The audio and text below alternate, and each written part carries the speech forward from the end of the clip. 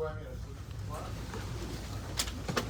Allegiance to the flag of the United States of America and to the republic for which it stands, one nation, under God, indivisible, with liberty and justice for all. The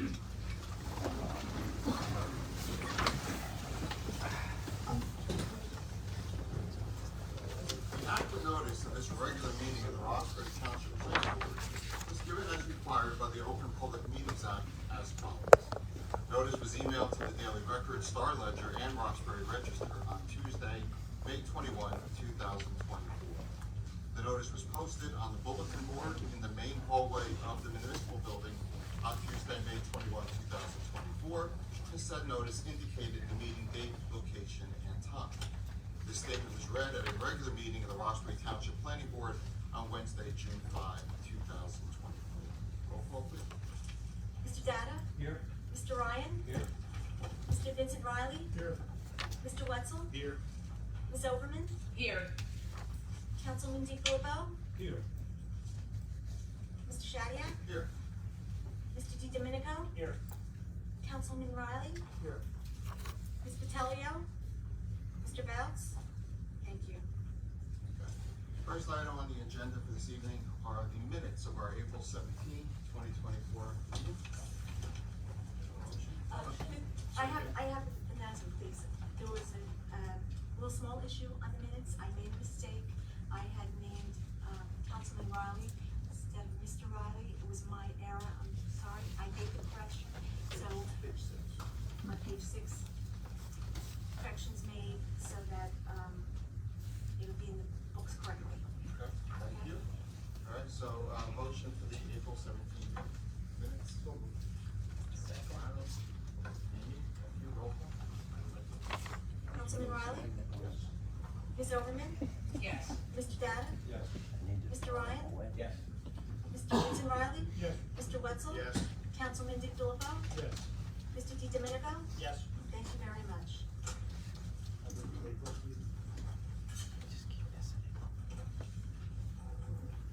it. I'll second. Mr. Data? Thank you, Mr. Data. Councilman Riley? Mr. Data? Yes. Mr. Ryan? Yes. Mr. Vincent Riley? Yes. Mr. Wetzel? Yes. Ms. Overman? Yes.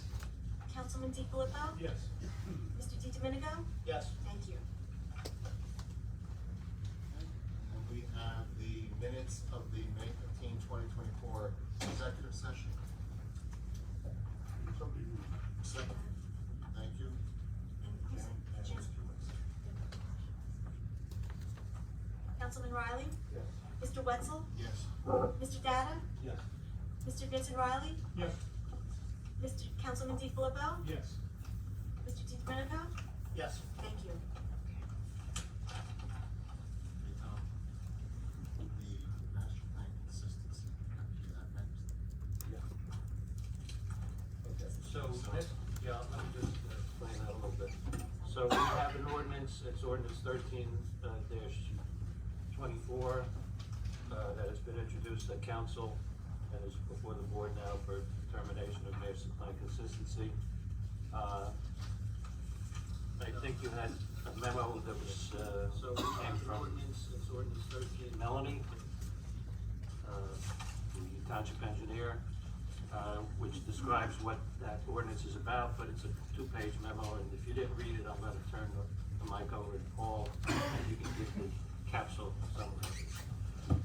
The short version is this, last year the DEP adopted new regulations for stormwater design as part of NJAC 7:8. That was on July 17th. As of their publication, they became effective immediately for residential projects under the residential site improvement standards. But the requirement is that all municipalities adopt these standards no later than July 17th of 2024. The primary change, well, there are several changes, most of which only engineers really care about, but the high level change is that when stormwater management is designed, it has to be designed for what is considered the current storm, and that's adjusting the design storms we have from 1999, but increasing them by between 5 and 10%, depending on the 210 and the 100-year storms. And also the stormwater management has to be designed for the projected storms for the year 2100. And that means increases in the design storms between 25 and 40% depending on the storm. That's the biggest change from a planning board perspective that you'll see. There'll be things in calculation books that I look at and fall asleep over that you won't see, but those are some of the finer details in the ordinance. So that being said, you have a resolution before you. Before I get to that, there is a report dated May 29th from Russ Stern, in which he has reviewed the master plan and determined that this ordinance is indeed consistent with the master plan. And the ordinance in front of you refers to that determination and makes the resolution that we're advising the council that this is consistent with the master plan and they can proceed with the adoption.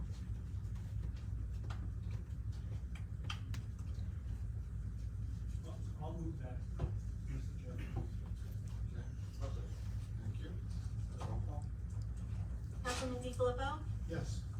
Councilman Riley, Yes. Mr. Vincent Riley, Yes. Mr. Wetzel, Yes. Ms. Overman, Yes. Mr. DiDomenico, Yes. Mr. Ryan, Yes. Mr. Gaddar. Yes. Thank you. And I abstain. All right, no items for completeness? Joe, Ross, no. Okay. So applications, I do want to note on the agenda, there are 3 applications listed that have been carried, so they will not be heard tonight. So just for the record, and for anyone who's interested in those applications, PBA 22-034, Accordia Parkview Business, that has been carried to June 19th, 2024, with no further notice. PBA 23-016, GTP Acquisitions, that has been carried to August 7th, 2024, no further notice. And PBA 23-015, 210 Center Street LLC, that has been carried to July 17th, 2024, with no further notice. Okay, moving on our agenda, first application is PBA 24-007, 75 Main Street Condominium, Equinet Properties LLC.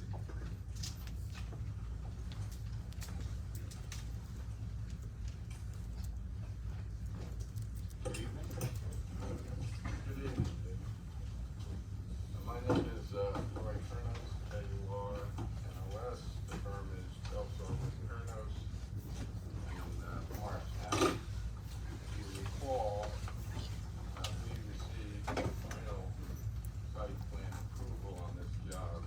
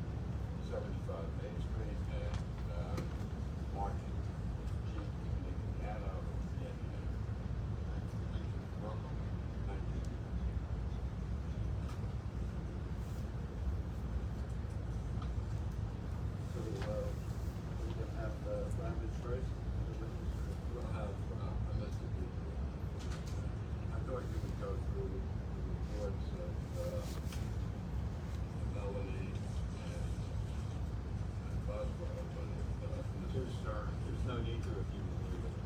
We agree with the comments, it's definitely comments with respect to. Yes, well, some of them are done. Right. Well, for the ones that aren't done, I think we should just address those. Okay. Before you start, I have to swear you. Okay. So, Mr. Rivers, you swear your testimony this evening will be the truth, the whole truth, and nothing but the truth? I do. And could you spell your last name? R-E-I-M-E-R-S. Your first name? Richard. Okay. Go ahead. So Mark will go through some of the comments and reports that we've done. But there are lingering comments that have been agreed upon at the last site plan, final site plan. And we can't seem to get them off of none of these reports. So Mr. Farrell will address those. But the stone on the flared end section and a few other things, the drop curve, the way we did it, we've all agreed on this. We wrote Melanie a letter attaching the last resolution of approval and everything we're going to do, but they're still here. Our concern is, if we're fortunate enough to get approval, everybody goes home, it'll take the rest of the summer to get those items off her list. So if we can address those, and you guys agree that the last site plan approval they were agreed on, we can get them permanently off of her report. Well,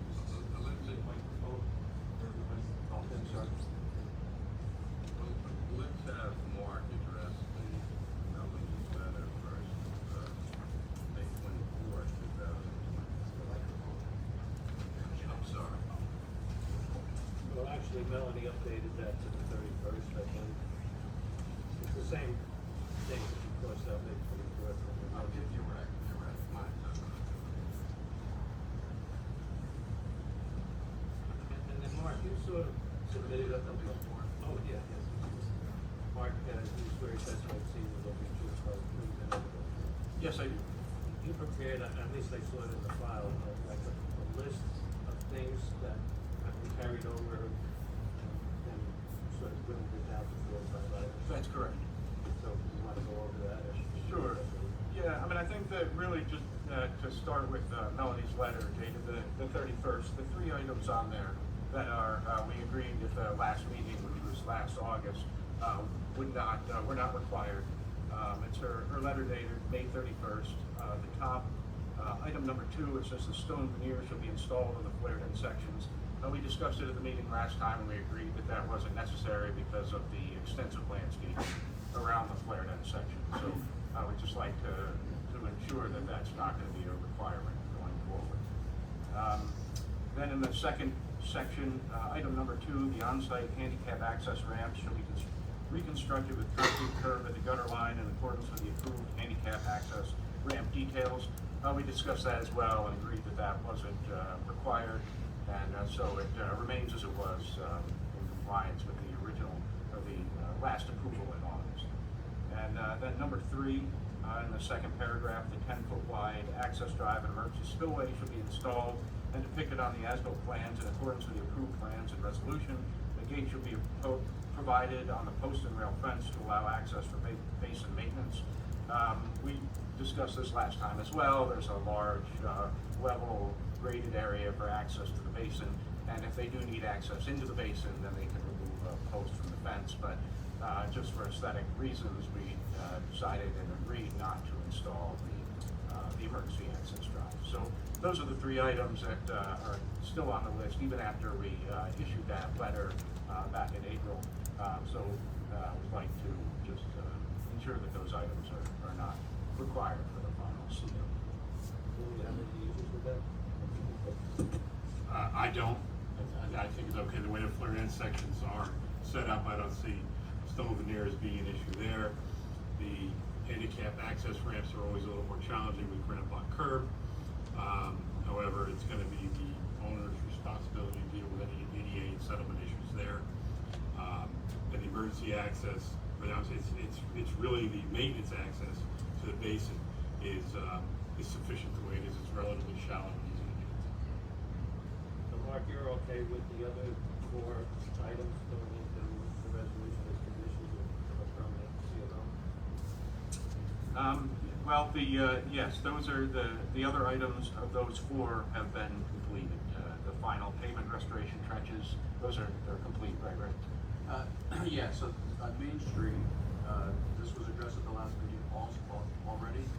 New Jersey American Water Company made the final patches.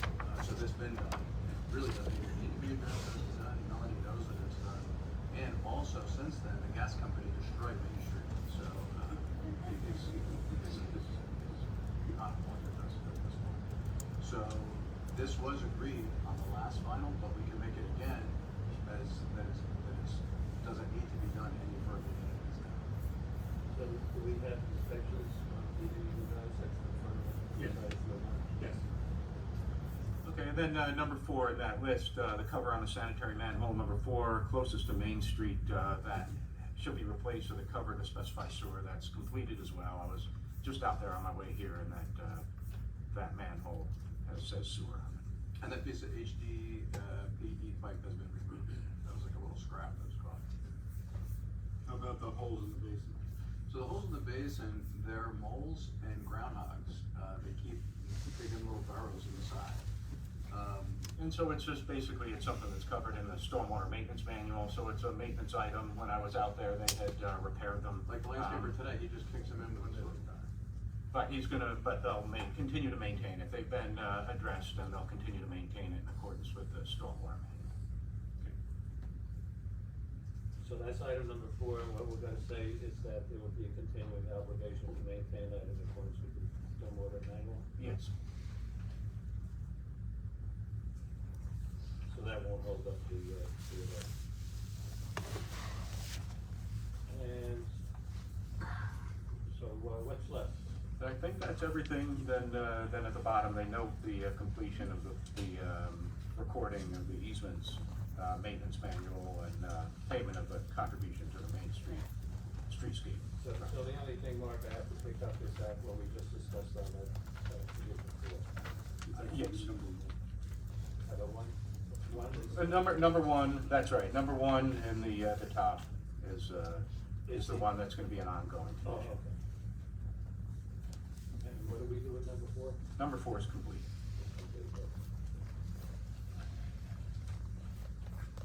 Okay, you wanna move on to Russell's, memo?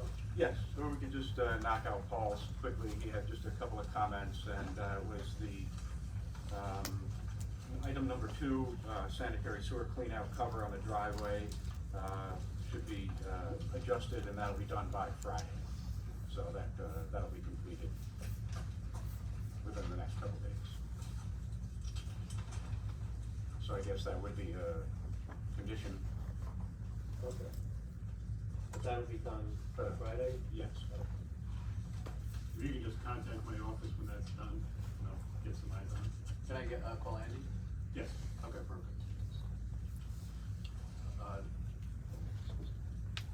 I'll ask that when we get the landscape. I'm sorry. Russ had some on the program. Yeah, and then in Russell's letter, I think it was really down to final landscaping. The landscaping around the sign and at the entrance, that's been completed. And, or anything that remains will be done by Friday as well. And the grass seed, the bare spots will be seeded by Friday as well. So all the landscaping items will be done by Friday, That's correct. and all the other ones have been completed, right? Yes.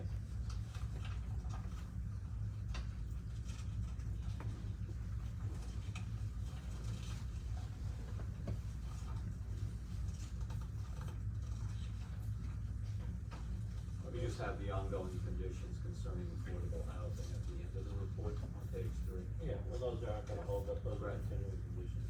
Because the deed's been confirmed and filed by the township attorney. Yeah, I reviewed your deeds, and you made the changes, so I think Russ, you make mention of the off-site contribution for the lights. If you look at Melanie's report, That's the share. so we can represent that's okay on yours also. And to the best of my knowledge, there is no other contributions. Right. So that satisfies the. more shot at, the seeding later in the summer, I think. And stuff that doesn't grow, but we're gonna do it by Friday and then we'll do it again later in the summer. I have nothing else. Okay, so just for purpose of summing up for the applicant and the board, we can issue a condition-free, approval effective tonight. And it will require that you have the items that we discussed, the two items, the Paul and Russell's report done by Friday, and the continuing obligation as far as that, item in the, township engineers report. Yeah. Everybody understands that? Yeah. Okay, that being said, So- that'll be the. So I have a quick question, so if on Monday I come to the town hall to the building department and request a CO, she's gonna be looking for basically two people, Russell's office and the engineering's office to say that it's okay to give a permanent CO, not a temporary. Yeah. Somebody will get the message to the engineering department? Well, I'll let Paul's office cover my item because Perfect. Okay, just coordinate with Andy and get it done. And if for some reason it doesn't happen, I'll call Andy, say Tuesday, but I won't come to the town hall until it's done and Andy tells me. Okay. Okay, perfect, thank you. Okay.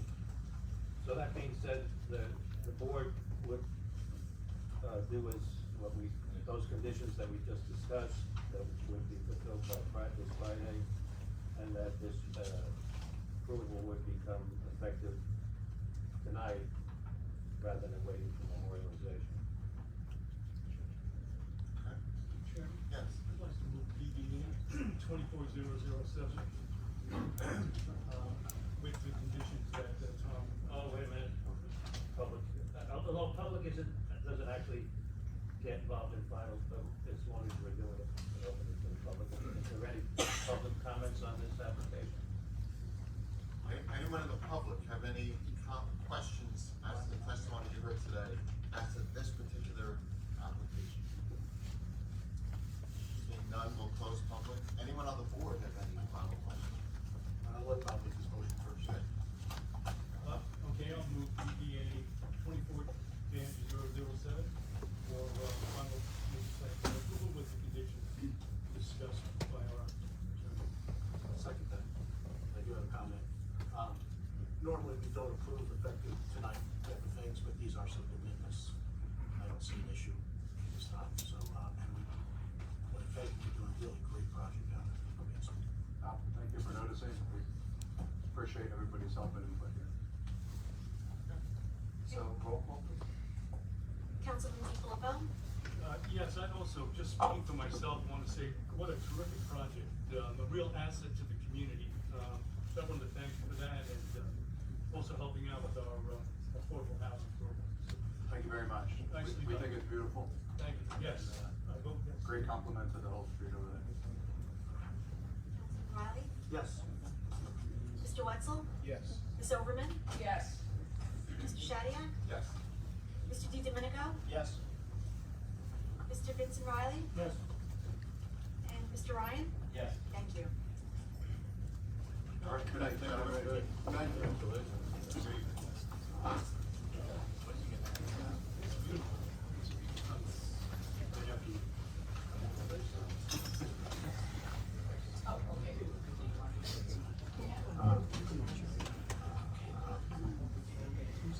Okay, and next we're gonna be moving on to PBA 22-024 Harts Mountain Industries Incorporated with the General Development Plan. And Mike Shadyac, I will recuse myself for this one. Okay, thanks, Mike.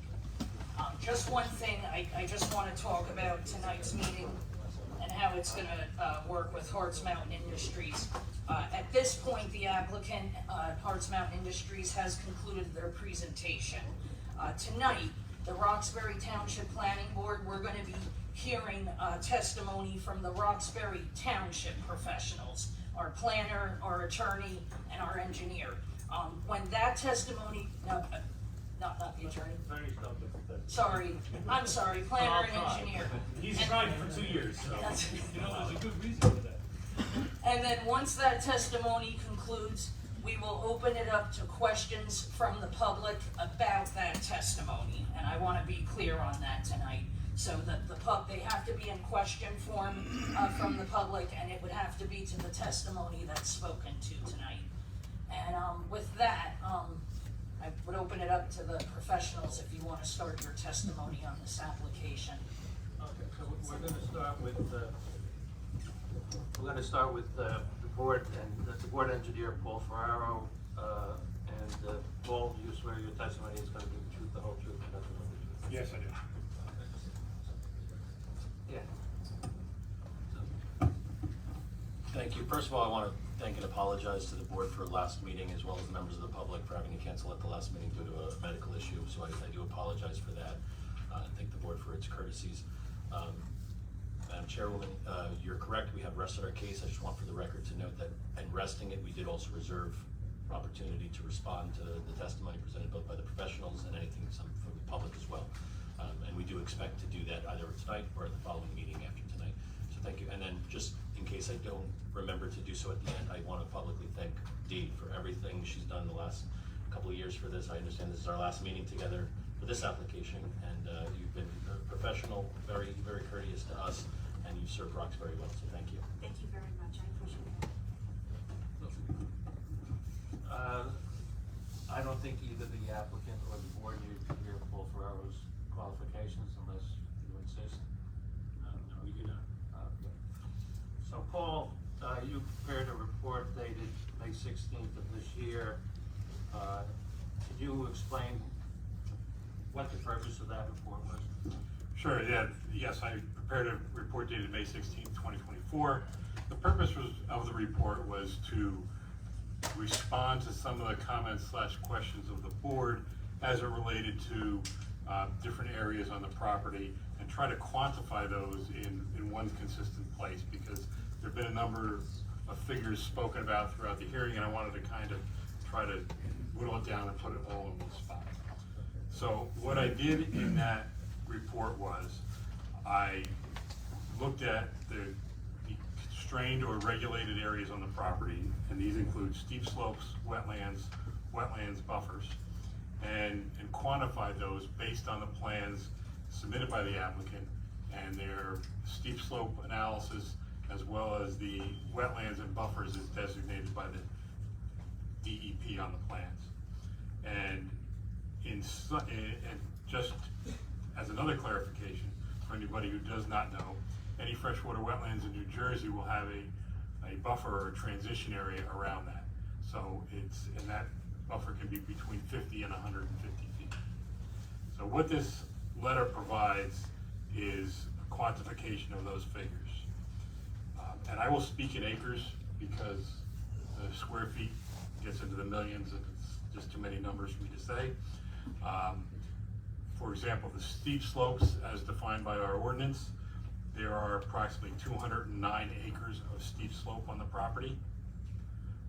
Wetlands, there are approximately 147 acres of wetlands on the property. Wetlands buffers or transition areas, there's about 161.5 acres of wetlands and buffers. And when I did this analysis, I wanted to total all those figures up. And in order to do that, I had to subtract any wetlands buffers that were in the steep slope areas, otherwise I would be double counting that restriction.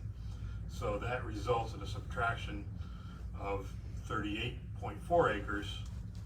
And then the last item to be analyzed was the open water on the properties, and that was about 24.5 acres. So in sum, doing all that arithmetic, we come out with about 504 acres of environmentally constrained land on the property. This doesn't take into account any of the contamination constraints, it's only the natural constraints? No, I didn't have enough information to try to do that, any kind of analysis in that regards. But these are constraints that would have some effect on limiting the development potential of the property? Yes. Another bit of information here, again, to try to bring it all together, based on the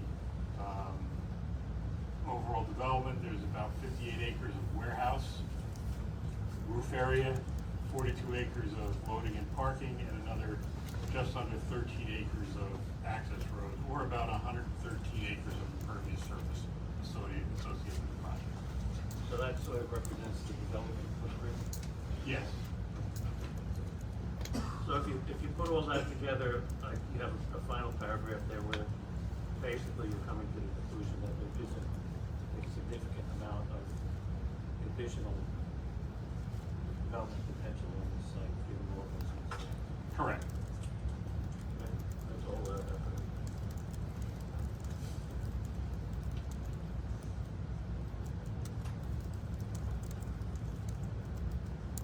Any questions by board members? Just a clarification, if I could. When you say the property for open space, is that there's an indication that the numbers are very close. Does that have to be usable open space? I think what he's referring to is that there's a 25% requirement in the ordinance, set aside of the total acreage of the tract for open space. So when we're looking at the development potential of the tract, we have to subtract that as well. Right, but in general, if the open space dedicated area is environmental contaminated, is that sufficient dedication for open space? Well, we've gone through that discussion as to whether there are parts of the open space features, including the trail system, are subject to further remediation. But he didn't get into that. The short answer to your question is no, we didn't examine that. The other question I had was, of these constrained areas that we're talking about, how much of that acreage, if we know, is within the proposed lot B? I didn't do that analysis. I did the analysis in the overall tract. Thank you.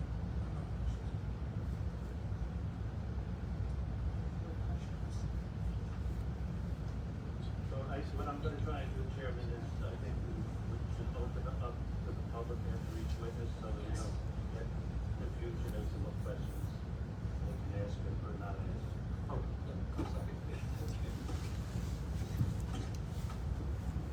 So Paul, you testified just now that your conclusion was that there wouldn't be much leftover space, but your last paragraph says there would be 65.25 acres, is that correct? That's correct. Okay, and that exceeds the total footprint of the warehouse development, correct? Just the warehouses? Yes. So would it be fair to say that that's really not much, as you characterized? Well, I think in the context of not much is orders of magnitude on the size of the property. 62 acres is a lot of land, or 65 acres is a lot of land, but when it's out of however many acres there are on the entire property, there would be 909, it's a relatively small number. That was the point I was making. Your next sentence is environmental contamination would probably preclude development of that remaining acreage. What led you to that opinion? A typographical error, you should probably say, could probably. It may be possible, but I'm not an expert in those matters. There have to be a certain amount of cleanup and remediation done. But Okay, so you're the correct word is could. Okay. That was it. Thank you, Paul.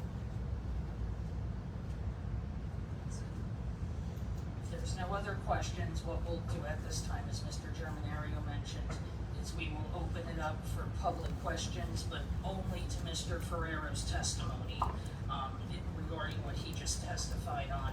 And, again, it has to be a question, it has to be pertinent to the testimony, and if it's not, then we're not gonna be able to take that question or comment at this time.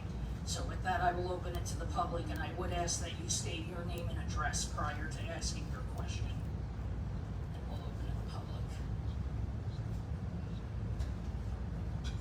And see none, we'll close public at this time, and then we'll move on to the planning testimony.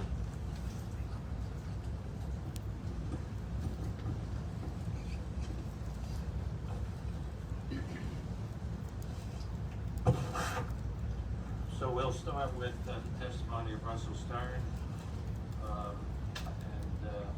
Mr. Stern, you swear your testimony will be the truth, the whole truth, and nothing but the truth. And, again, I think the board and the applicant are well familiar with the professional planning qualifications. No need to put them on the record. So, as of this point in time, Mr. Stern, could you, explain what your relationship with the Township of Roxbury is? Russell, you want to- Sure, thank you. My association with Roxbury Township began in 1988. I was employed by a firm of Madden Comer, which eventually became John Madden and Associates, and they provided planning services to a variety of communities, and I was assigned a few municipalities, and Roxbury was one of them, so that was my familiarity with Roxbury going back to 1988. Then in 1995, February, I was hired by Roxbury Township as the Director of Planning to be their in-house planner. And I remained with Roxbury until my retirement in August of 2023. And what role are you playing currently? Currently, I have a consulting firm. I've had it for a number of years, Russell Stern LLC. So my role right now is as a consultant to the municipality. And to the planning board? And to the planning board and to the zoning board. Now, over that period of time, your duties, can you briefly just describe what your principal duties have been? As the in-house planner, I administered the planning department, the zoning department, and I was involved with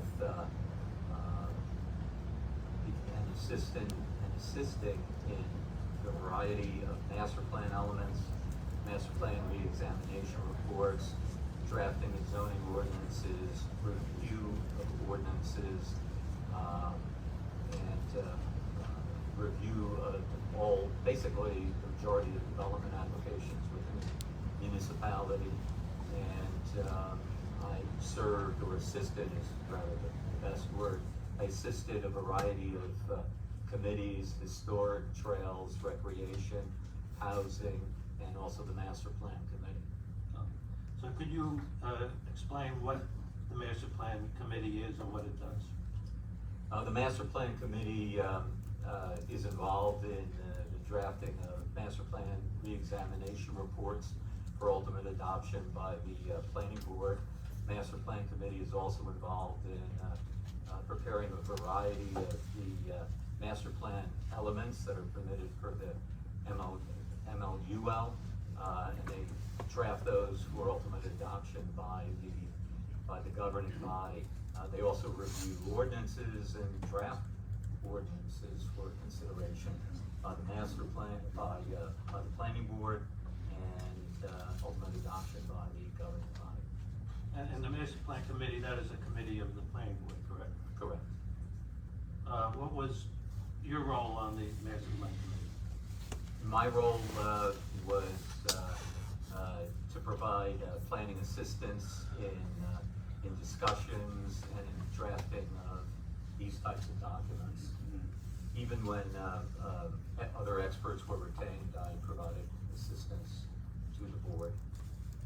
So it's fair to say from the time period that you began with Roxbury Township, even up until the present, you've been involved in the formulation of all of the master plan documents that have been issued by that committee and approved by the board? I've had yes, I've had involvement, sometimes more, sometimes less. All right. You prepared a report dated August 30th of last year, August 30th of 2023, which is part of the hearing record, is that correct? Yes, I did. And that report, what does that report describe? That report describes generally the master plan process as it relates to the Hercules site. I reviewed the planning documents prior to 2000. Then I took out excerpts from those documents that I believe had some bearing on the Hercules, Harts Mountain application, and went through the 2000 land use plan element, the 2001 ordinance, the 2005 re-examination report, 2006 build-up and capacity analysis, the 2007, the 2009 land use plan element, and the 2017 master plan re-examination report. So the master plan process that you described in that report, it went on for a period of a couple of decades, correct? Correct. And insofar as it dealt with the Hercules track, what was the upshot of that? What were the documents, the effect of that on the planning of this development, future development of the Hercules track? Ultimately, that master plan process led to the rezoning of the Hercules track from I-10 to POLI, professional office light industrial use. That was adopted by ordinance in 2001. And what was the principal purpose of that rezone? The I-10 zone allowed unrestricted heavy industrial use, and we wanted to move away from that to more restricted uses and to limit the heavy industrial uses. And as a part of that, we restricted warehousing, which under I-10 allowed unrestricted warehousing. And under this ordinance, the POLI zoning, it restricted it to 60% warehouse use within the building. In the 2000 master plan land use plan element, that 60-40% mix was recommended as specifically as a use limitation? Absolutely. It was a transition from heavy industrial uses under I-10 to light industrial uses under the Polar District. And there was actually a quote in your report from that 2000 land use plan element that indicated what the intent was? Yes, on page 45 of the 2000 land use plan element, it makes it very clear, quote, "The following parameters should control the uses permitted in the proposed zone." And it goes on to say, warehousing will be controlled through a maximum percentage of floor area devoted to warehousing in an industrial building. To me, during that master plan process, the master plan committee made it very clear that they did not want to be known as a warehousing community. The 2000 master plan land use plan element also recommended that the development of the Hercules track be done as a planned commercial development. That's correct. And it also indicated that there should be planned development standards in the POLI ordinance that would govern that planned commercial development. Yes. The other recommendation in the land use plan element of 2000 was that there be a GDP process. Correct. And where those recommendations ultimately followed through in the 2001 rezoning that you mentioned? Yes. Was the property owner, Hercules Ashland, at the time involved in the rezoning process? Yes, they were. Could you describe how that took place? I believe we always had a good professional relationship with Hercules. The facility ceased production, manufacturing of their TNT and nitroglycerin and other explosives in 1996. And when the facility was shut down, they were sharing a lot of information with us, and they were involved in the master planning and the rezoning of the tracts. In 2000, when we adopted the master plan, which proposed the POLI zoning, they were involved with that process. We were communicating, at least my liaison was Jim Bevis. I think he was the site manager at the time. I believe he's since deceased. And after the adoption of the master plan, the property was then rezoned in 2001. And we were in communication still with Hercules, and there were no objections. I just want the record noted that I object to that whole line of testimony as irrelevant as hearsay. You know, there's liberal construing of evidence in this tribunal. It's completely relevant testimony as to what Hercules did then, as to suggest to the board that there's been no opposition to the ordinance as any way relevant to this application. Your objection is noted. So, in the course of this interaction with Hercules, did you develop some familiarity with the Hercules tract? Yes. There were numerous site visits. Hercules invited municipal staff, planning board members, governing body members to tour the property, and quite a number of those members and staff took them up on that offer. They visited the site. There was, I mentioned before, a sharing of information. So we had gotten the operational maps that depicted where certain manufacturing activities were occurring, where different processes were occurring, and we were toured around, and the wetlands were pointed out, steep slopes, where the nitroglycerin operation and TNT operations were occurring, and we received environmental data on the property, and we got a generally good feel for the property to the extent that we could. Would it be fair to say that based on those inspections and that information, that you had a general sense of what the development potential of that site would be? A quantified potential, no, but a general potential of where the development would be most suitable without dealing with steep slopes, wetlands, and wetland buffers. Yes, I didn't know the full extent of environmental contamination. Now, in October of 2006, there was a build-out and capacity analysis prepared for the township by Banish Associates? That's correct. And what was the purpose of that? The purpose was to estimate the maximum potential development based on the vacant land and current zoning, and use that as information to inform the ongoing master plan process and possible future rezoning changes.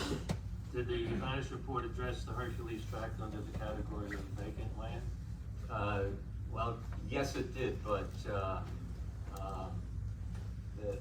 the future development status at the time would be better described as redevelopment of an old, heavy industrial complex. A complex that at one time comprised over 300 buildings. Hercules had provided to us photographs of the site. One in particular was after World War I, and that to me was a very heavy industrial site. When I first saw it, I'm like, is this a Pittsburgh steel mill? Because here I am in the middle of Kenville, and I'm looking at the property. Well, you look at the property now, and it's maybe 3 buildings, maybe it's 2 buildings, but they had removed well over, I think, 350 buildings on that site. But this was a heavy manufacturing facility of manufacturing ammunition. And as such, that tract would be subject to development constraints that would not apply to land with no previous development history, correct? Correct. The pending GDP application proposes to subdivide the tract of 909 acres into 4 lots, only one of which, Lot A, is to be developed. That's correct. It's my understanding that, there's Lot A, 466 acres. Lot B is undergoing long-term remediation of uncertain duration.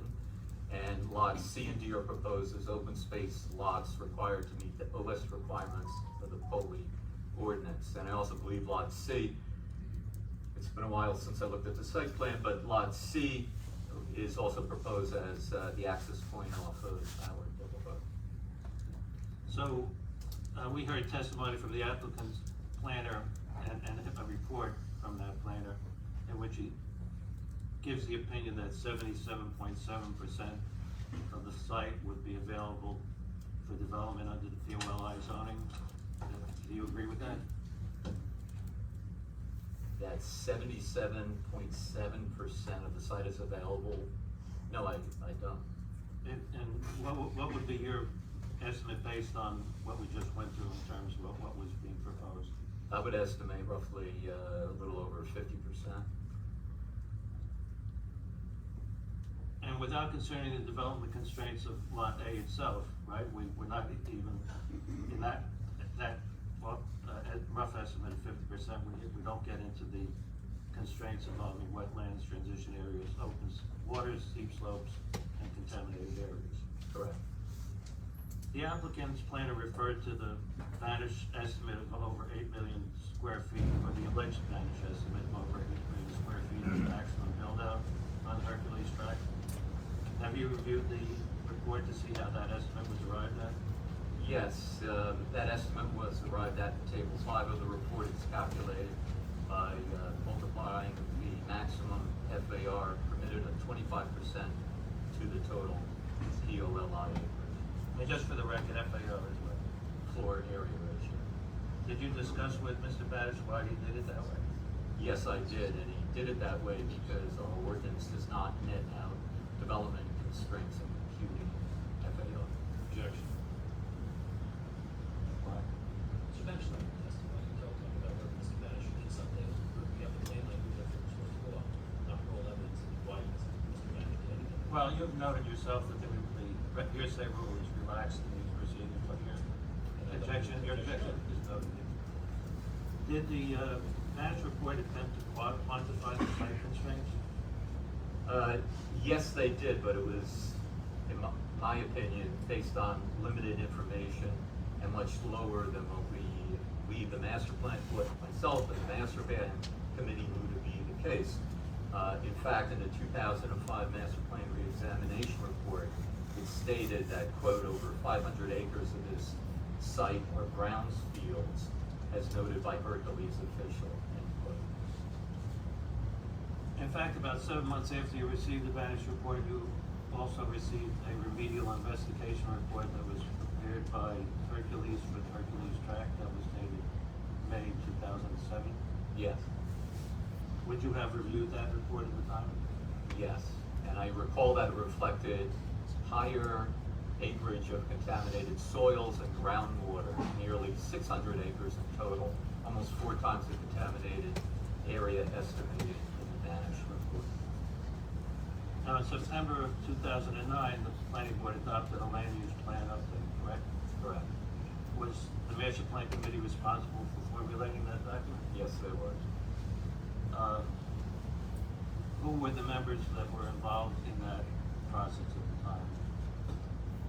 I recall Scott Meyer, Was it the chairman at that time? chairman at the time, Jim Riley, who was a council member, maybe even mayor at that time, and Rich Zojak, who was council member liaison or the mayor at that time. And based on the remedial investigation report, the master plan committee was aware that the Banish report had overestimated the build-out capacity on the Hercules tract? Yes. But nonetheless, the findings and recommendations of the report were reported in the 2009 land use plan update. Why was that? Well, even with the shortcomings of some of the Banish data, we felt that it contributed to the ongoing master plan process mandated by the MLUL, in which we continue to review and consider our existing zoning provisions, including POLI. So the master plan process as carried out by your master plan committee in relation to the Hercules tract was a continuous one that extended beyond the 2009 update? Yes. And what was the next step in that process? After the 2009 update, the master plan committee worked on a periodic 2017 master plan reexamination report. During the formulation of that 2017 re-exam report, did the committee consider the continued viability of the POLI zoning that had been enacted in 2001? Yes, they did, and the master plan committee determined that the POLI zoning remained appropriate for the future development of the Hercules site. To what extent were the recommendations of the 2006 Spanish report relating to Hercules POLI property carried forward into the recommendations of the 2017 re-exam report? The 2017 re-exam report did not carry forward POLI recommendations from the Spanish report. So summing up, is it your opinion that the 2009 land use plan element update did not determine that Hercules POLI site has much more development potential than what's now being proposed under the GDP? Yes, it was and is a determination of the master plan committee and the planning board that the development potential of the site, taking into account the constraints known to us since at least 2005 and 2007 roughly corresponds to what the GDP application proposes. That's all my question.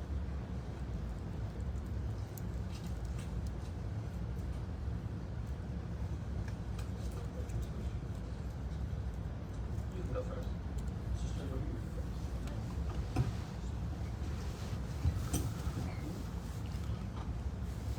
Mr. Stern, what are you reading from?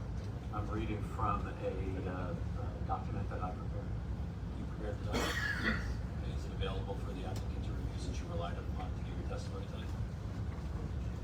No, this is part of the preparation. I'm asking Mr. Stern, you don't let me testify when you ask questions. I'm asking if it's No, available. but you're raising a question of internal considerations. We didn't ask for the notes of yours.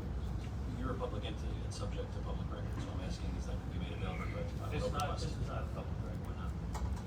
It's part of our preparation for this testimony. Okay, between, What over exception does that fall under? What? What over exception does that fall under? it falls under deliberations of the body. I asked you to preserve it because we made that over request. Some of these points, our planner was here last hearing to testify. Why wasn't a lot of these comments raised to him as a question here as well?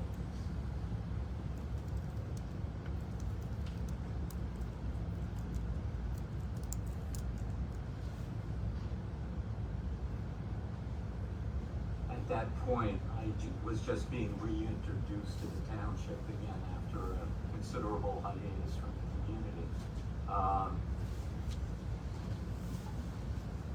I just listened to his testimony. I posed a couple of questions, and Are you aware of any other township or any other municipality that has any zone that requires an applicant to apply for a general development plan before applying for a site plan as a prerequisite?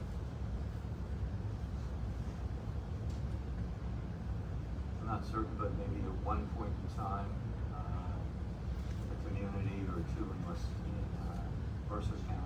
So you were not personally involved in any other municipality that adopted an ordinance requiring the GDP as a prerequisite to a site plan?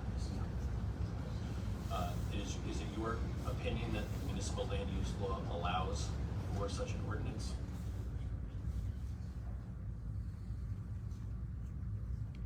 Yes. I'll object to that. I mean, you're asking for a legal interpretation. And I'll note your objection.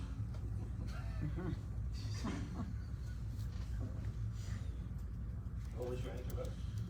Yes. It doesn't permit that. Under either the municipal land use law or the way your ordinance is written, does a general development plan require compliance with the underlying zoning? Could you repeat your question? Does a general development plan, under either the standards of the municipal land use law, under your ordinance, is it your opinion that those requirements require that the applicant fully comply as of right, we'll say, with the underlying ordinance standards, Well, bulk use standards. You're going outside the scope of his direct testimony, and I realize. Absolutely not. He just testified for 30 minutes about the intent of the ordinance and what the ordinance means and whether it was a use variance or bulk variance. It's absolutely within the scope of his testimony. No, you're asking him now, what was, whether it's permissible under the MLU for us to. Are you serving as his attorney, Tom, or are you serving as the board's attorney? I'm serving as the board's attorney. Okay, so Whose attorney are you with? I'm representing the applicant. Okay, so now we know Yeah, what we. so I'm asking Mr. Stern whether it's his opinion, since he testified about his involvement in this as a consultant with Mr. Banish in the master plan and his years of experience dealing with this ordinance, whether the ordinance requires an applicant that comes before the board to be fully compliant with the underlying zoning requirements of the district. Yes. Okay, so does that mean that by requiring a general development plan while also requiring strict compliance, that an applicant that owns property in this zone is prohibited from seeking a variance of any kind? Well, I think. Why will you not let him answer? Well, you've interrupted many of my questions as well. I I did just not. want to clarify that we're talking also about planned commercial development. And the GDP has to be based upon a planned development that's in the MLU. And Okay. so the planned development has planned development standards, and planned development standards are different than just overall zoning standards, and that distinction is made in the MLU. Can an applicant in the POLI zone file an application and request a variance as part of a general development plan, in your opinion? No, the general development plan needs to be compliant with the GDP ordinance. Okay, so the ordinance deprives any property owner in this district from the ability to seek a variance. Is that your opinion? Well, you're putting words in his mouth. Look. I'm asking him to ask, I'm asking him to confirm it. He can say no. You're not distinguishing between a variance for a bulk or use standard and a variance for a planned development Oh, standard. all right, I'll ask him first. Can an applicant seek a use variance in the POLI zone? No. Can an applicant seek a bulk variance in the POLI zone, in your opinion?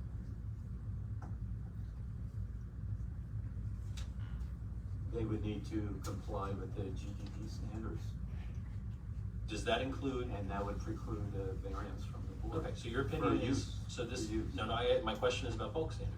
Could an applicant apply to this board in the POLI zone and seek a bulk variance? No. Okay, so They would do that during site plan. so they could get it, so your opinion is they could apply for a GDP and get GDP approval without, and defer decision on the variance? He said it's a bulk variance. I'm asking about a bulk variance. Yes. Okay, why a different opinion on use versus bulk, the way the ordinance is written? The use variance is a higher degree of standard that must go to the zoning board of adjustment. And, okay, so, again, Both variances could be accommodated by the planning board during the site plan process. but why, I'm still not following being distinguished, because we both agree that this board cannot grant a variance as part of the GDP, and it must be done through site plan. This board has exclusive jurisdiction on the GDP, right? Why could that not then go to the zoning board if it is determined that it is use variance on the I site think the plan? appropriate venue is to go before the governing body Why? that drafted the ordinance under their vision of ultimately granting an approval for a development of a piece of property that gives up to 20-year protection as long as it conforms to the plan. If you can't conform to the plan, you should be sitting down with and presenting to the governing body, a revision to the ordinance. So the suggestion that a GDP enters tremendous benefit to the applicant, doesn't that suggest that this is an optional procedure under the MLUL rather than something that the municipality can require? It's not optional. Okay, and so again, just as you just said, in your opinion, any property owned in this town, if, rather than get a variance, their option would be only to seek a zoning change, and they have no jurisdiction or due process right before either the planning board or the zoning board to hear due process. That was not his testimony. So I'm you're asking- asking him a premise. Let me that's rephrase it, incorrect. let me rephrase it. Your testimony was that you, in your opinion, a property owner in this zone cannot seek a use variance, correct? Before this board at the GDP process, that's what he was saying. Correct. And then you followed that up by saying a GDP could not be granted if it implicates a use variance. It's beyond the jurisdiction of the planning board. So a planning board would have to deny a GDP application if the determination is made that the variance sought is a use variance. Yes. And the property owner's only remedy there would be to seek a zoning change from the council. Or apply to the zoning board for a regular Mr. Stern.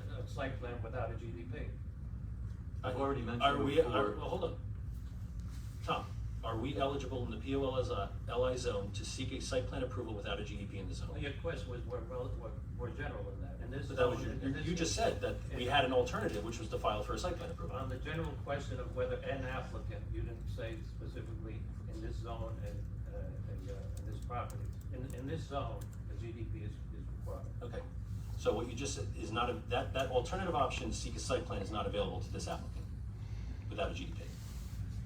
To seek a site plan before the Board of Adjustment without a GDP? Correct. No, it's not. Okay, so with all that said then, I will repeat my question before, which is, it is your opinion that property owners in the POLI zone are not able to seek a use variance from any board through any process other than a zoning change to the governing body?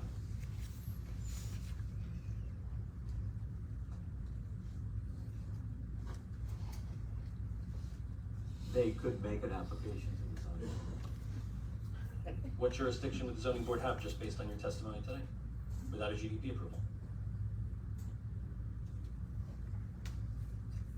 Essentially, it wouldn't go, I don't think it would go too far if they went to the zoning board with the GDP provisions in place.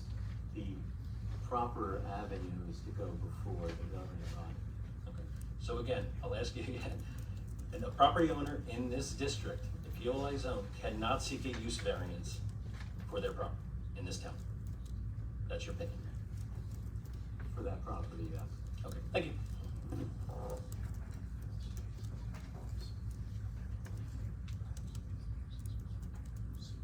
Questions from the board?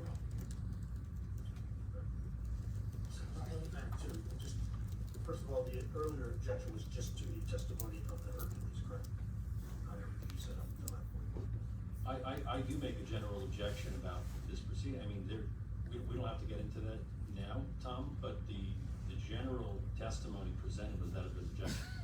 And there is ethics opinions on this. There are, at least some cases on this about the role of the independent professionals and the role of the attorney. So I object to the role that was just played. There's a script in front of Mr. Stern, the same script is in front of Mr. Giminari that they read. So I do object to it, but the specific objections that were made on the record were the hearsay by testimony from Mr. Banish and from from the Hercules folks. Just there. Russell, when we did the re-examination report and the changes to the POLI, did we offer other areas of town that had existing and permitted warehouse? Type of warehouse that this applicant searching for? The POLI zone only applies to the Hercules side. Yes, but within the township, did we not have other areas of the township that permitted warehousing? Like Yes, I-10, yes, we things like did. that. I-10, So we didn't just try to stay away from all warehousing, we put it where we felt it was appropriate. Correct. Any other questions from the board? No? At this time, we'll open it to the public for questions on Mr. Stern's testimony. And again, it would be questions on Mr. Stern's testimony regarding the planning process. We'll open it now to the public. Please just say your name and address if you come up.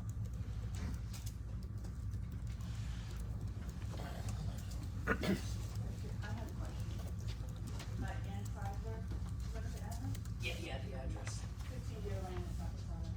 Questions for you. I'm concerned about the environmental issues. My question goes back to your testimony.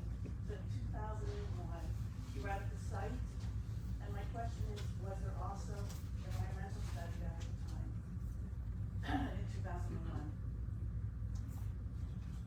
2001, Hercules was working on that. I believe they first explored wetlands buffers, and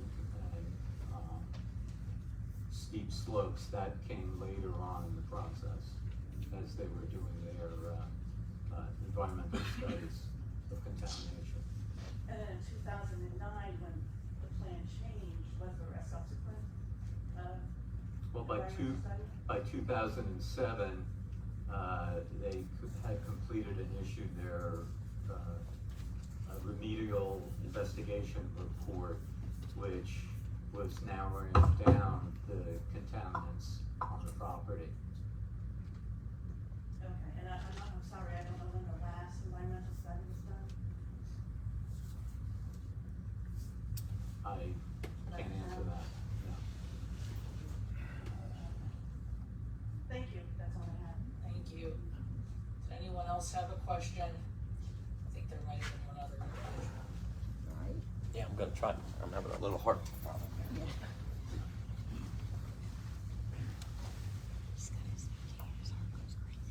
Robert Drexler, 11 King Road, Landing. You had mentioned a number of contaminants on the land and the water. What kind of contaminants are we talking about? That would be a better question for Hartz Mountain environmental expert. I can't answer that. I just don't know, it's not my expertise. All right, more or less, it's probably something like nitroglycerin, TNT. I mean, those would be I know opera- many people that worked in that plant. I know a couple people that got killed in that plant. And I know there were many buildings spaced through that whole place. I know there was stuff buried on that property. This is what I'm wondering, how long it's gonna take to get that property 100% clear. So that if you start dredging, digging, or something like that, you're not gonna hit some live shell that's maybe in the ground. Yeah, well, you have to phrase it in the question, sir, but there was testimony earlier on in these proceedings in which we did go into those, reports and into the, specific type of contaminants that were present and are present on it. And are present. There are some have been remediated, but there still is some And contamination. there's a time limit on how long it's gonna take to remediate this? There was testimony given at multiple meetings from the from the current property owner's LSRP, as well as the applicant, or the property owner's site remediation specialist about this over the course of several meetings. There is ongoing remediation and an obligation to complete those remediations in New Jersey DEP standards, and there is a funding mechanism in place to ensure that all that remediation is completed.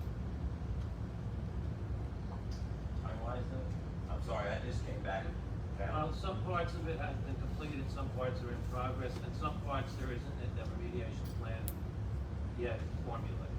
And it's uncertain as to when those aspects will be complete. There'll be other meetings. On that particular issue, no. We've already not passed that. But you can avail yourself of the minutes of the past meetings if you like. Yeah, look, cause I've just come back, back now. Yeah, but you consult the board secretary, the minutes where that. Okay, thank you very much. Thank you. Tom, just for clarification, if this were to proceed, we heard the testimony, the warehouse was built long before any of the. I think that remediation, based on the testimony, would be ongoing even after construction has been done. I think some of the remediation was as simple as spending off the That was my report. All of which meet your GDP standards. Thanks for that. That's cool. Any other questions from the public? Not close public. All right. Okay. Sorry, thank you. And next we have, Mr. Burgess. Actually, before I testify, take a 2-minute break, and I have funny feelings with you. So we'll take a 5-minute break. What do we wanna do P51? We'll come back, does that sound good? All right, recess, 5 minutes. No, I do. My neighbor got killed. Years ago. Not in the 40s, like no, it was more recent. It was in the 50s, I think. Maybe in the early 60s. Yeah. I'm just asking because I'm actually getting a tour. His name was Sherwood. Fenton Sherwood. In fact, he was a week away from retirement. He was delivering mail. He was taken out of the TNT big houses. And he was riding by an explosion in a 4x4. He had a week to go, and he had 4 years. And his wife is the reason I didn't continue to look for a point. She told me about it. Don't stay out of that right there. Well, at 1 o'clock at the American Legion on Monday, 10th, I'm going to get a talk on the 1940 explosion. Was it sabotage or was it an accident? So if you're interested,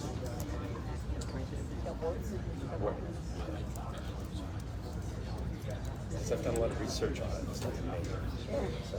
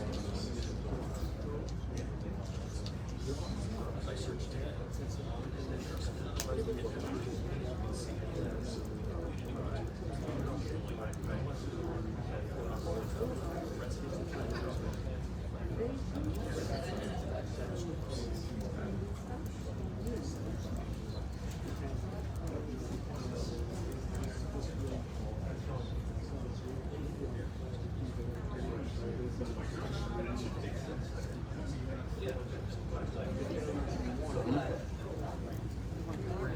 she's here, get She said she would put them out for us. Feeling okay? No, No, I have SVT. It's just when I get my Maybe if you go home or something, take it. I give you the card. I'm talking about with the local bar show association. So we're trying to have a relationship. Either call, send a text, send an email, whatever works for you. If you use email, that's the easiest for me. And I just wanted, I get sick of hearing it, but I did want to say thank you for your service, and I happen to be a vet myself. Thank you. Because I hear it from all kinds of people, and I'm like, whatever. When I hear Okay, from good. another vet, it actually means that was a Desert Storm. My number is 90. Yeah, that's what I was 1991. Well, I was in Fort Bragg with the 20th Engineer Brigade. I wasn't with the 82nd Airborne, but I was with the 20th Engineer Brigade, which was an airborne engineer brigade. Definitely.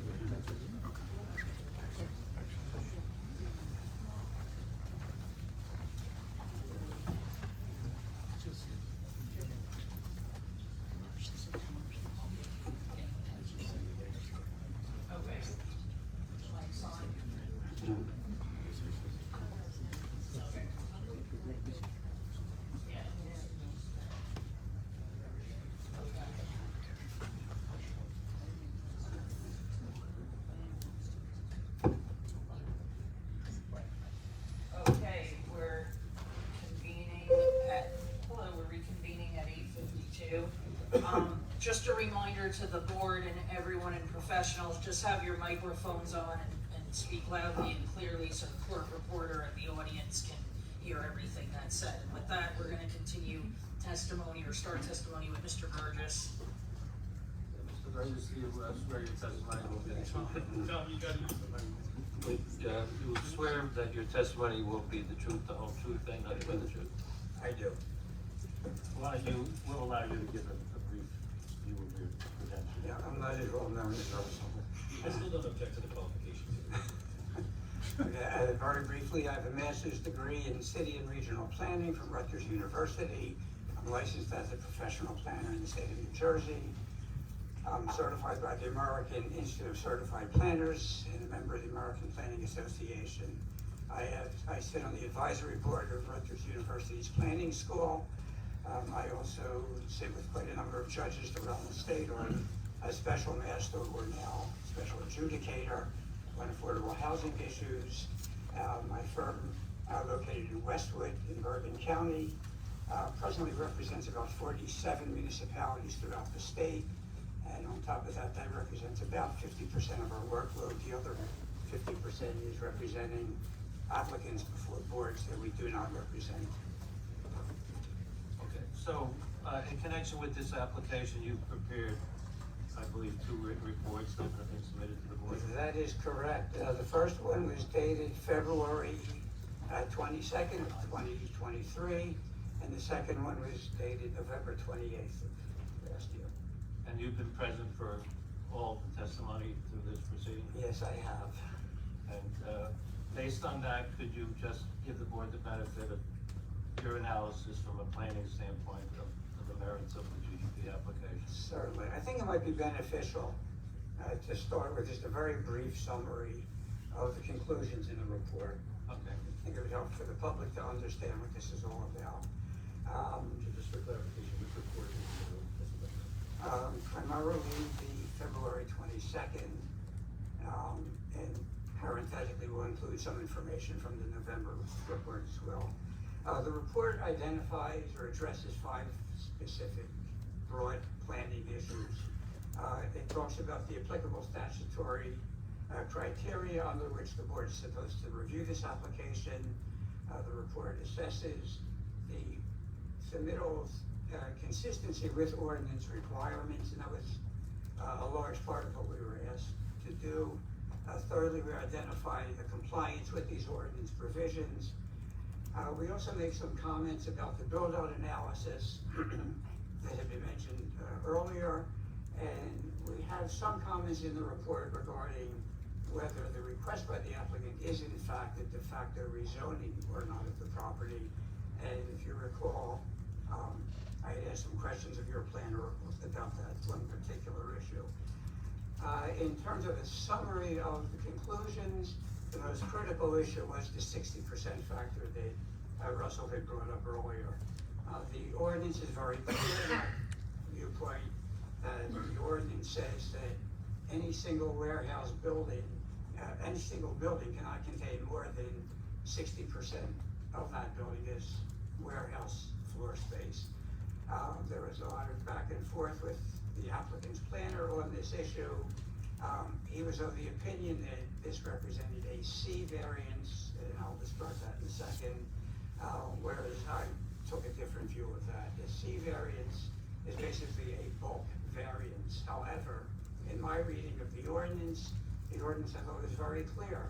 There's a category under which that standard falls that is listed as permitted uses.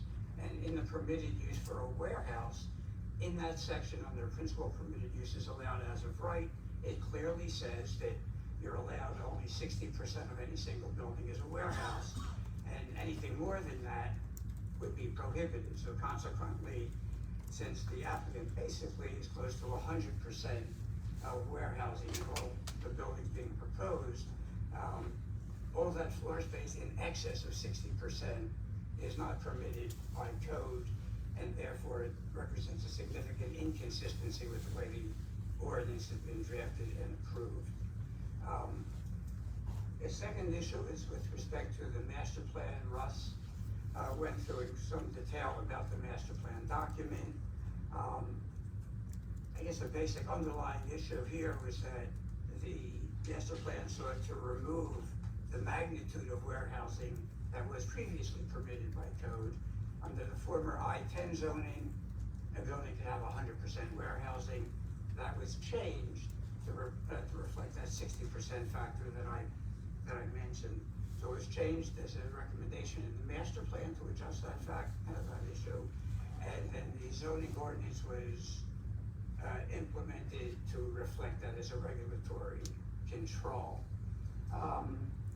The third issue is the magnitude of the proposal for the 2.5 million square feet of warehouse that's being proposed. If you take that amount of floor space and you recognize that only 60% of that floor space can be devoted to warehousing, that would suggest that these buildings could occupy no more than 1.5 million square feet as warehouse activity. So what that basically means is that they're proposing roughly 1 million square feet more than they're permitted by code. And consequently, I think those are all critical issues in terms of the conclusion that I've drawn, which basically says that this is more in the form of an effective rezoning of the property to go back to the former I-10 zoning, which I don't think the ordinance or the master plan permits. Now, in terms of the specifics of my report, the first section of the report talks about the applicable statutory criteria. And I have to say, I've now touched upon a lot of what I'm about to say, but I'll give a little more detail. The site, as you heard from Russ, it's in the POLI zone, that's the planned office light industrial district, and it requires the general development plan. Now, the purpose of the ordinance, as written, it clearly says that development has to occur within the context of a planned commercial development. Now, that is consistent with the provisions are consistent with the municipal land use law. I know Russ just referred to it as the MOUL. That phrase refers to the municipal land use law. And the municipal land use law says that such development shall conform to the local ordinance standards per its GDP provision. So I agree that the MOUL does indicate that you have to comply with the provisions of the code. Tied in with that is the way the township created its zoning ordinance. And the zoning ordinance also says you have to comply to the provisions of the standards in the code. Now, in addition to that, the ordinance requires a certain the MOU identified a certain number of findings that have to be determined by the board with respect to a GEP. And there's about 8 or 9 specific provisions in the MOUL. I think there's 4 that really merit attention here. The first 2 talk about the maintenance and conservation of the common open space to ensure that it's adequate. And then tied in with that is the request that the site's physical design for vehicular and pedestrian traffic and amenities of light, air, and recreation space are also adequate. And what's interesting about these 2 provisions is that when you read that section of the MOUL, these provisions, and in particularly focusing on the provision of open space and recreation land, during the testimony that we heard from the applicant, we had testimony regarding site remediation, and we heard testimony regarding the institutional controls and fencing that were proposed that impact access to pedestrian trails that are identified throughout the site. Well, in order to measure, or oftentimes anyway, those provisions preclude access to portions of the property that are identified for pedestrian usage. So that calls into question the adequacy of the design consistent with what the MOUL requires. The third issue in those MOUL findings regards the comment that the project won't have an unnecessarily adverse impact upon the surrounding area. Now, I am not a traffic expert. The board had retained its own traffic expert. The applicant presented their traffic expert, but the board's traffic expert had called into question the capacity of the turning lanes on the Route 80 westbound and from Howard Boulevard into the site. And he felt that there were moments during the course of the day when there was not sufficient capacity to accommodate the truck movements at those 2 locations. The fourth and final issue that I had wanted to bring up in this regard was that any condition of any GDP approval and phasing will comply with all applicable county, state, and or federal requirements regarding environmental regulations that may become effective after the date of the GDP approval.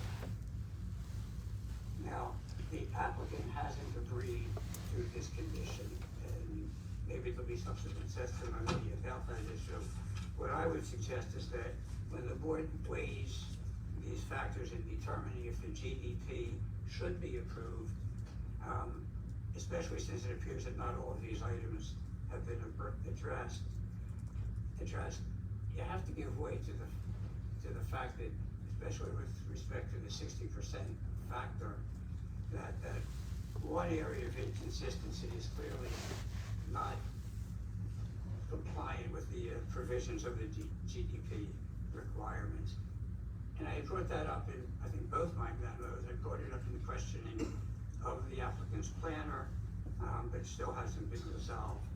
I just want to clarify that point. You're referring to the requirement that the applicant, after the GDP approval, be required to comply with all affordable housing environmental regulations that are adopted? I talked about environmental regulations. I don't think I mentioned affordable housing. No, I'll get into affordable housing later on. Does address that. Yeah. That's incorrect. We haven't addressed it. Okay, let's say I disagreed with him. Okay. Well, You will comply. we will comply to any changes up to the site plan. Yeah, up to site plan. The regulation, yeah, but the regulation specifically says that any environmental regulations that may become effective after the date of the GDP approval. And you read that to suggest that the applicant will not be protected under the ordinary course of site plan approval as any other site plan approval? See, that's, we're talking about GDP approval, not site plan. So I'm talking about the period between the 2, which we agree to. But site plan approval only can grant you immunity from zoning changes. It doesn't grant you immunity from federal and state regulations that deal with environmental and affordable housing. That we don't do with the project. Yeah. So that's what we're saying, but that's not clear from Mr. Hughes' response. He seems to indicate he would settle up what happened. Get the site plan approval on that. to make sure it's approved. And you figure, federal or state law that apply post site plan, is legally required. It's legally required. That's what I believe 100%. Well, yeah, I mean, but that wasn't what was literally in Mr. Hughes' report. But thanks for that clarification. So with respect to the issue of compliance to code, as I said earlier in my summary comments on our analysis, the ordinance mandates that no more than 60% of the building can be occupied by warehouse space. And I think the critical issue here is the insertion of this provision in the category entitled principal permitted use allowed as of right makes it clear that anything in excess of 60% is a prohibited use. And I know Mr. Hughes had argued that this would represent a C variant, bulk variance. I don't see how you come to that conclusion, recognizing that it's in a section enumerating the permitted activity that's allowed as of right. In the 2000 master plan, as a preamble to the reference regarding this cap, it says that the following parameters should control the uses permitted in the proposed. So in the proposed development's warehouse, as I said earlier, it doesn't in fact approach close to 100% of the proposed floor area of each building as warehouses, and that basically effectively eliminates a key regulatory provision and thus enables the property to be developed with more than 1 million square feet of warehousing would otherwise not be permitted. Now, interestingly enough, and we pointed this out in our report, that what that all means is that effectively the applicant is seeking to go back to the prior zoning before the implementation of the POLI zone. And that would be the I-10 zoning of the site that would have allowed 100% of any building to be occupied by a warehouse development. Now, you know, as I said, it's my position that where the tract encompasses nearly 100, or the building encompasses nearly 100%, back up a second. The large tract is about 900 acres in size, and the development application encompasses the entirety of that zone. So any substantive change to that regulatory control really effectively represents a rezoning of the property. And that's why I don't think that this should probably be heard by the planning board, but it should be heard by the governing body. And the magnitude and scale of the proposed nonconformity is revealed based on 2 factors. One is that this one tract represents 7 or 8% of the total land area of the municipality. But also, interestingly enough, and I happened to look this up and I was curious, a 900-acre site is significant property. It turns out that in terms of magnitude and scale, there are roughly 80 municipalities in the state of New Jersey that are smaller in size than this one piece of property here in Roxbury. And so you get a strong sense of how large this property is and what it could represent. And in the end, as I said earlier, the applicant represents an additional 1 million square feet over and above what's permitted by code.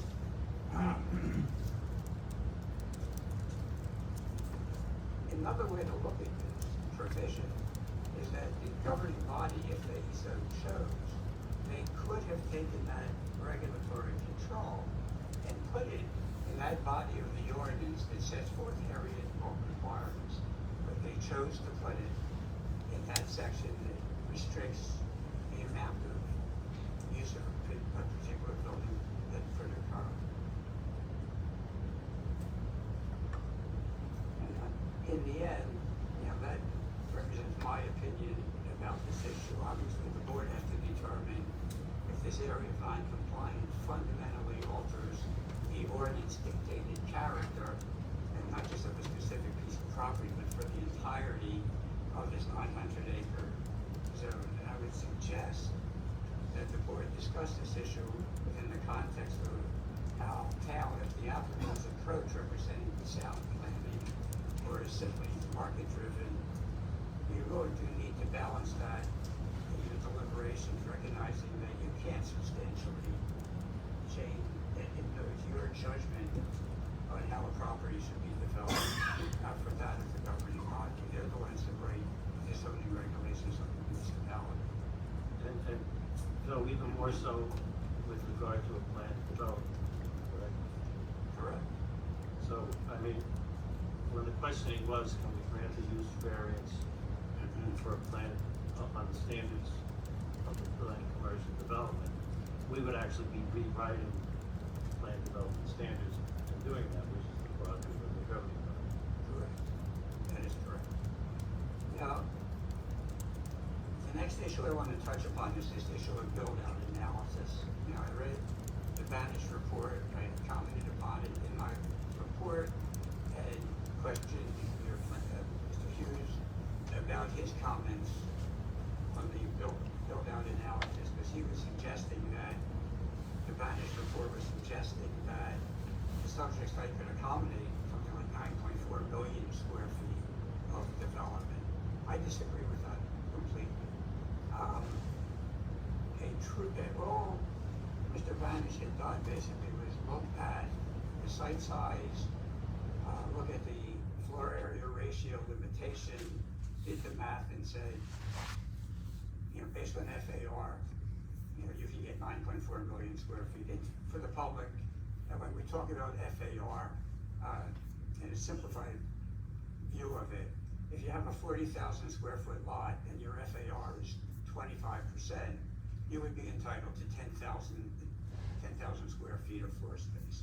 You know, that's the way you could look at it, but here we're looking at it based on 900 acres.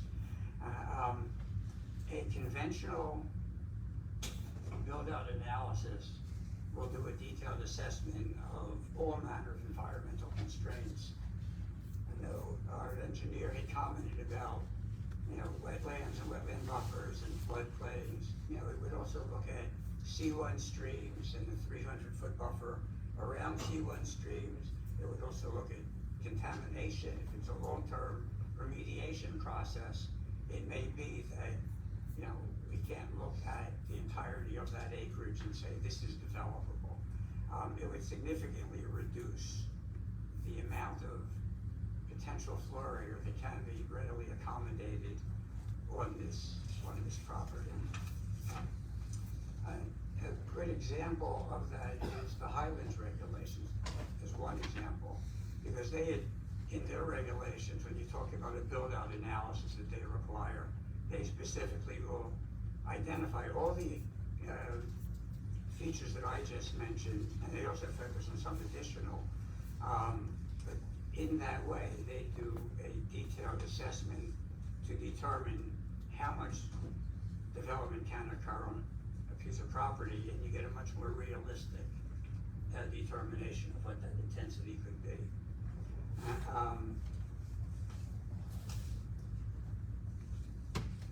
So I guess the bottom line is that no matter how you calculate it, you know, on a 2.5 million square feet of floor space that's being proposed here,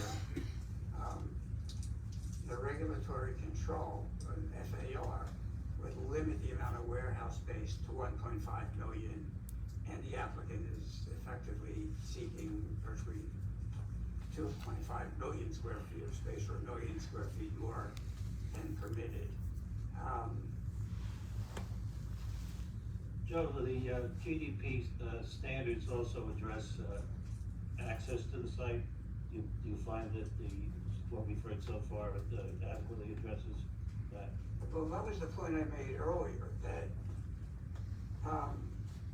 when the Township traffic consultant testified, he talked about the adequacy of the turning movement pulling in from Howard Boulevard into the site, talked about the movement onto the westbound ramp, onto Route 80 westbound. And Well, yeah, I think you're misunderstanding my question. I think the GDP standards say that there has to be reliable access from either Howard Boulevard or Route 80. And, in this case, what the applicant has indicated on their plans is that lot C was to be the route for that access. So, have you listened to that testimony? Have they shown that they have either an access easement or a right to acquire that lot? they don't show that, and we raised that issue in our report. And we questioned whether, in the report, we questioned whether or not the Lot C should be incorporated into the adjoining lot that they own, to facilitate access to their property.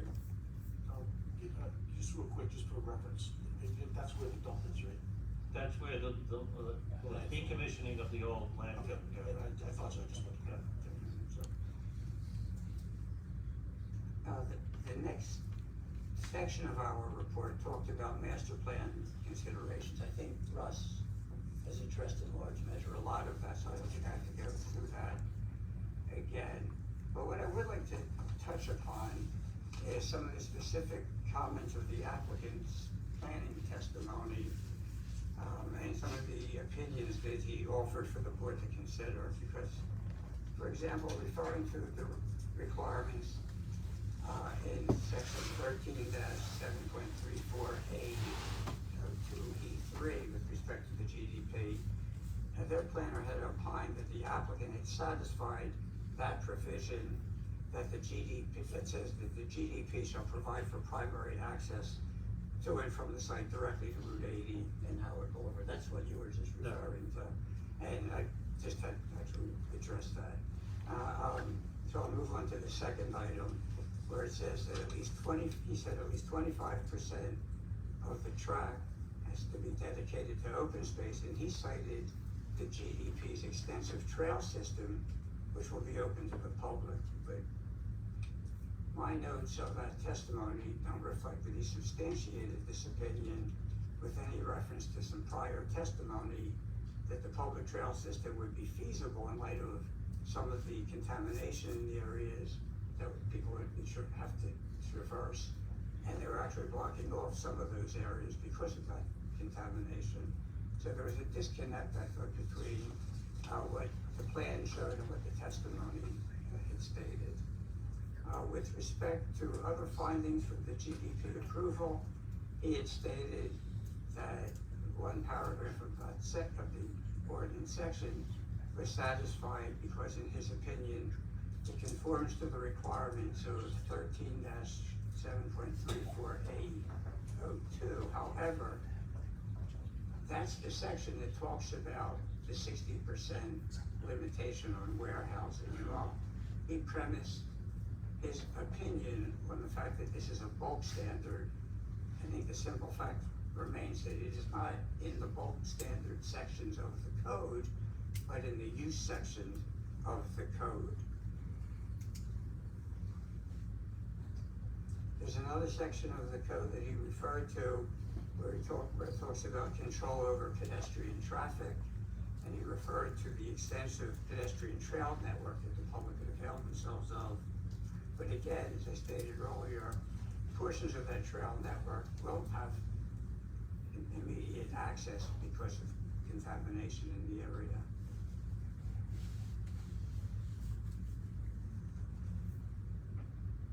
And there's that final issue that the attorney was starting to ask about.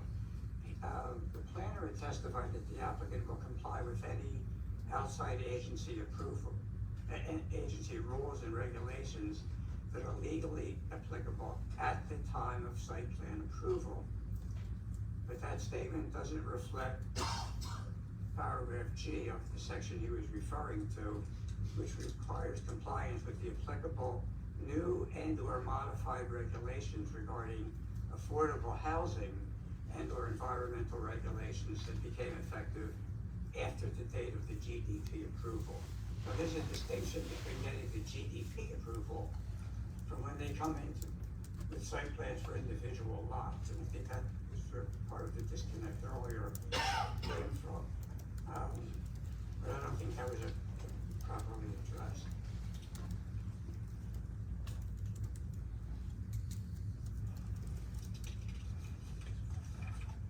Our report concluded with a couple of comments about what I thought were open-ended issues. One was a confirmation on the exact size of the site. And we've seen everything from 890 to 902 to 909 acres, and maybe at some point you could confirm what that site acreage is. Similarly, we had raised the question in our report about the type of warehousing that was actually being proposed. I know there's a lot of discussion on that issue, but my notes don't reflect that there was a final resolution to that issue. Quite frankly, I'm not certain that there needs to be until we get to a site plan on individual lots, but be that as it may. We had asked for more information on the proposal to retain the right for future development of proposed Lot B, including whether a subsequent GDP would be necessary. And we understand that Lot B is undergoing long-term remediation. Because of that, I had asked that about the anticipated extent of the remediation, and that it be indicated by acreage and time frame, and what would any prospective use of the lot be identified. And I don't know if you addressed that or not in your direct testimony. My notes don't reflect that. I also raised the question about, given the long-term remediation associated with that lot, I asked about the consequences of dividing it off and then separating it from the tract's developable acreage, thereby leaving a potentially undevelopable parcel that could become a burden on the township. And I thought that needed to be explored. We talked about the merits of proposed Lot C and whether it should be incorporated into proposed Lot A. And I had specifically suggested that because a portion of Lot C is to be used for an access road connecting A with Howard Boulevard. And I don't think that issue was ever resolved. Another issue regarding Lot D, and Lot D is to be preserved for open space with passive recreation use available to the public, but the issue of maintenance of these passive recreation areas, including the water tank that was also proposed there, I don't think had been addressed. It's addressed on page 11 of Mr. Hughes' report. The proposed trail system within Lot 2 will be maintained by the applicant. Okay, thank you.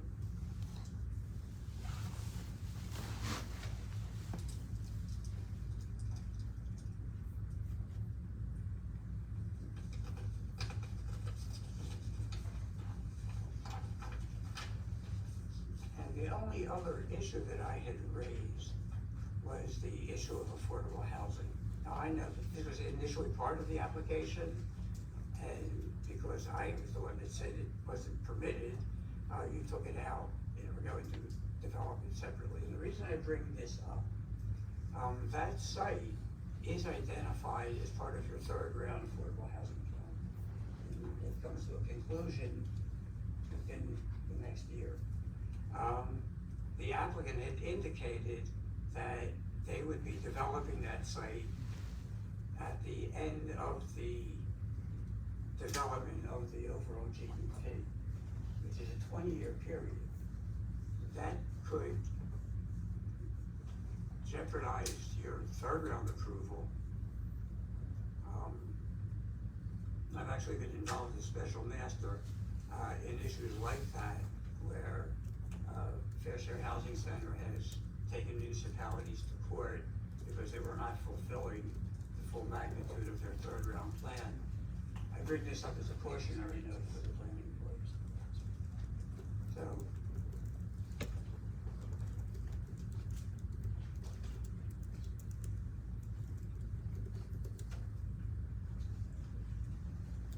in conclusion, you missed the best part. Oh, he's So basically, in conclusion, I raised the issue of the non-compliance with the 60% factor. It's a very critical issue. I raised the issue of inconsistency with the master plan's intent as a critical issue.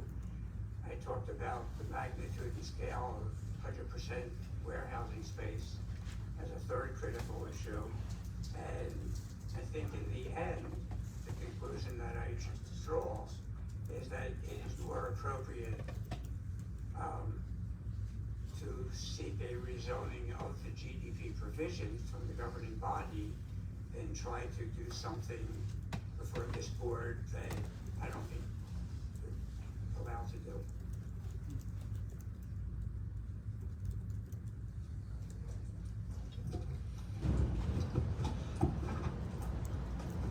Joe, you read Mr. Hughes' letter, March 19th, 2024? Did you issue any written response prior to this hearing? No. What does it mean when you testify about effective rezoning? What does that mean?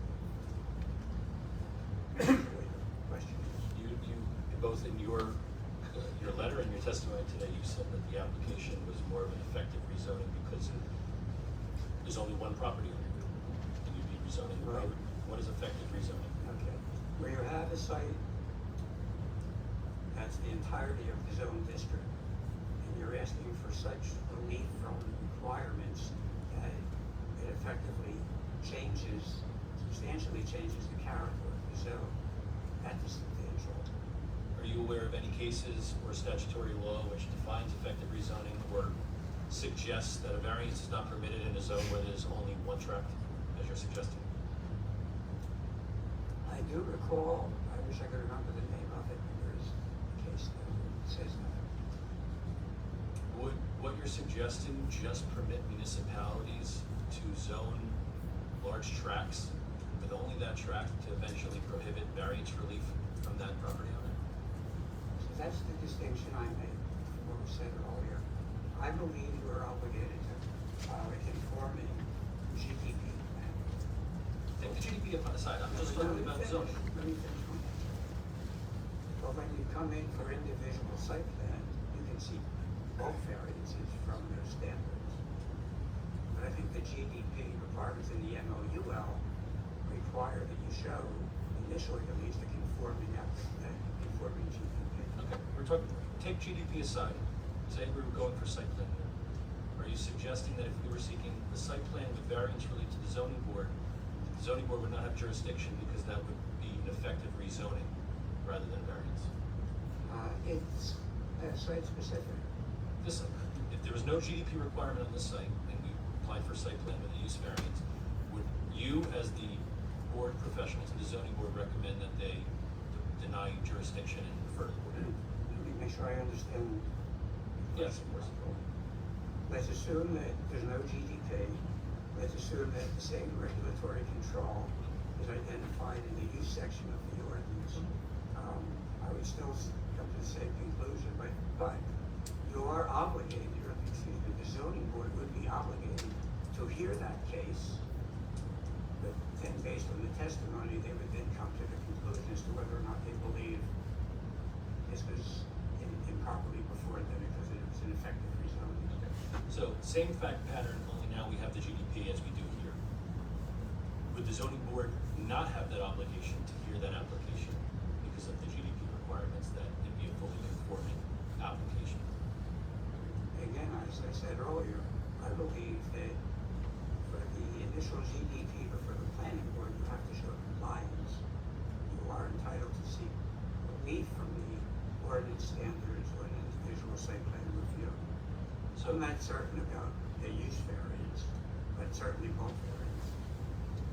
So a municipality, if it were to have a tract such as this, could zone specific to that tract, and any variance application, in your opinion, you would give a recommendation to that board to deny it because it's an effective rezoning? Again, it's very site specific, but in the example that I've spelled out, I think that is the case. If I could just, because you characterize this testimony a certain way, I think Mr. Burgess was saying that the degree of deviation from the ordinance standard has to be factored into this. That if you're proposing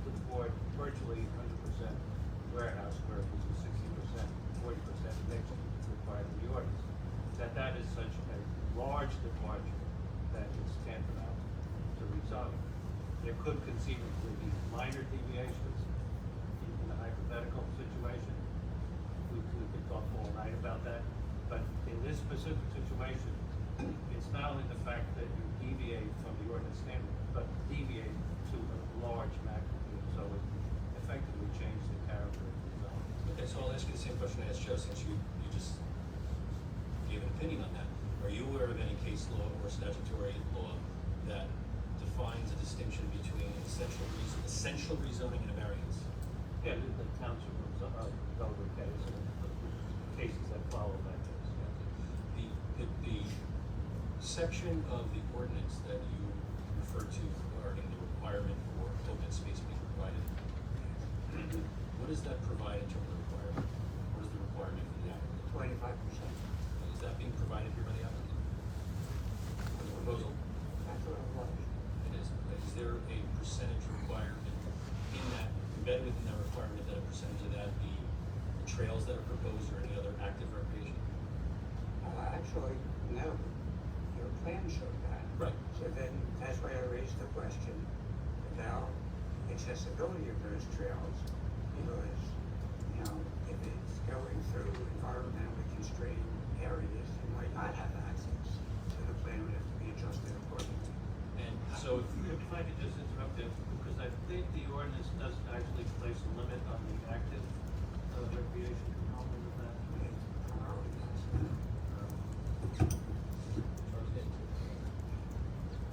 Yeah, so no more, not exceed the active recreation, not exceed 5%.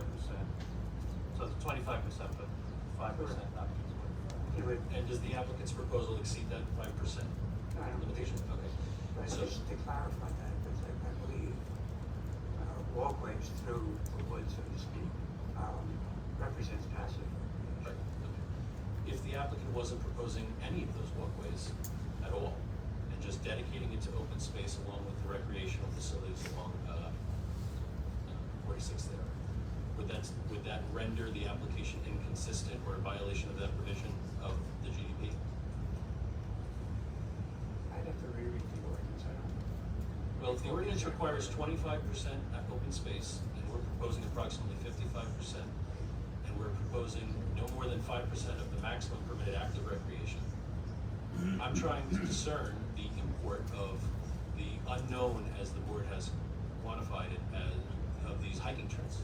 Why it matters in terms of their review on this GDP application and the compliance with that section.